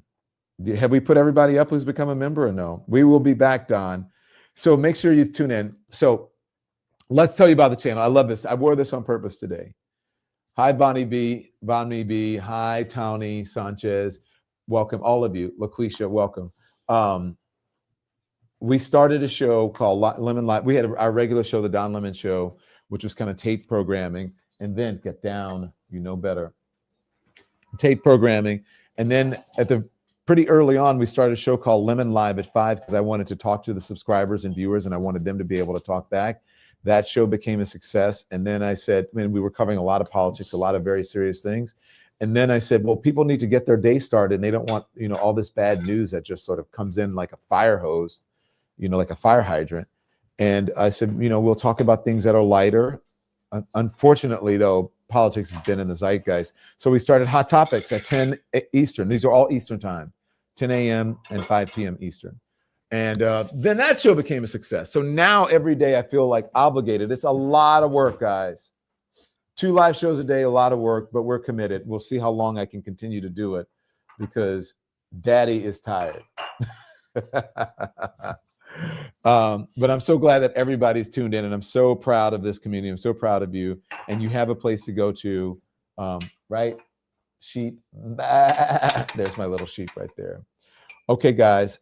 Lynn Maria, welcome. So, guys, thank you. Okay. I don't know what else to say. I'm glad you enjoyed today. Hit the thumbs up on your way out, and I'll see you today live at 5 Eastern. Let us know what you want and you need, and we'll try to program around it. Okay? See you later. Thank you. Happy Dr. King Day. Thanks, everyone, for watching. Your support means the world to us. So make sure you hit the like button and you subscribe to our channel to make sure that you never, ever miss a video. We're live every day, 10 a.m. Eastern time. We drop even more content at 2 p.m. Eastern and 5 p.m. Eastern. And if you want more Don Lemon Show content, we'd love for you to become a member of the Lemon community, where you will receive access to special community posts. You'll get exclusive content and members-only live shows. So head over to our channel page or click the join button on this video. Again, thank you for watching. We appreciate your love and your support.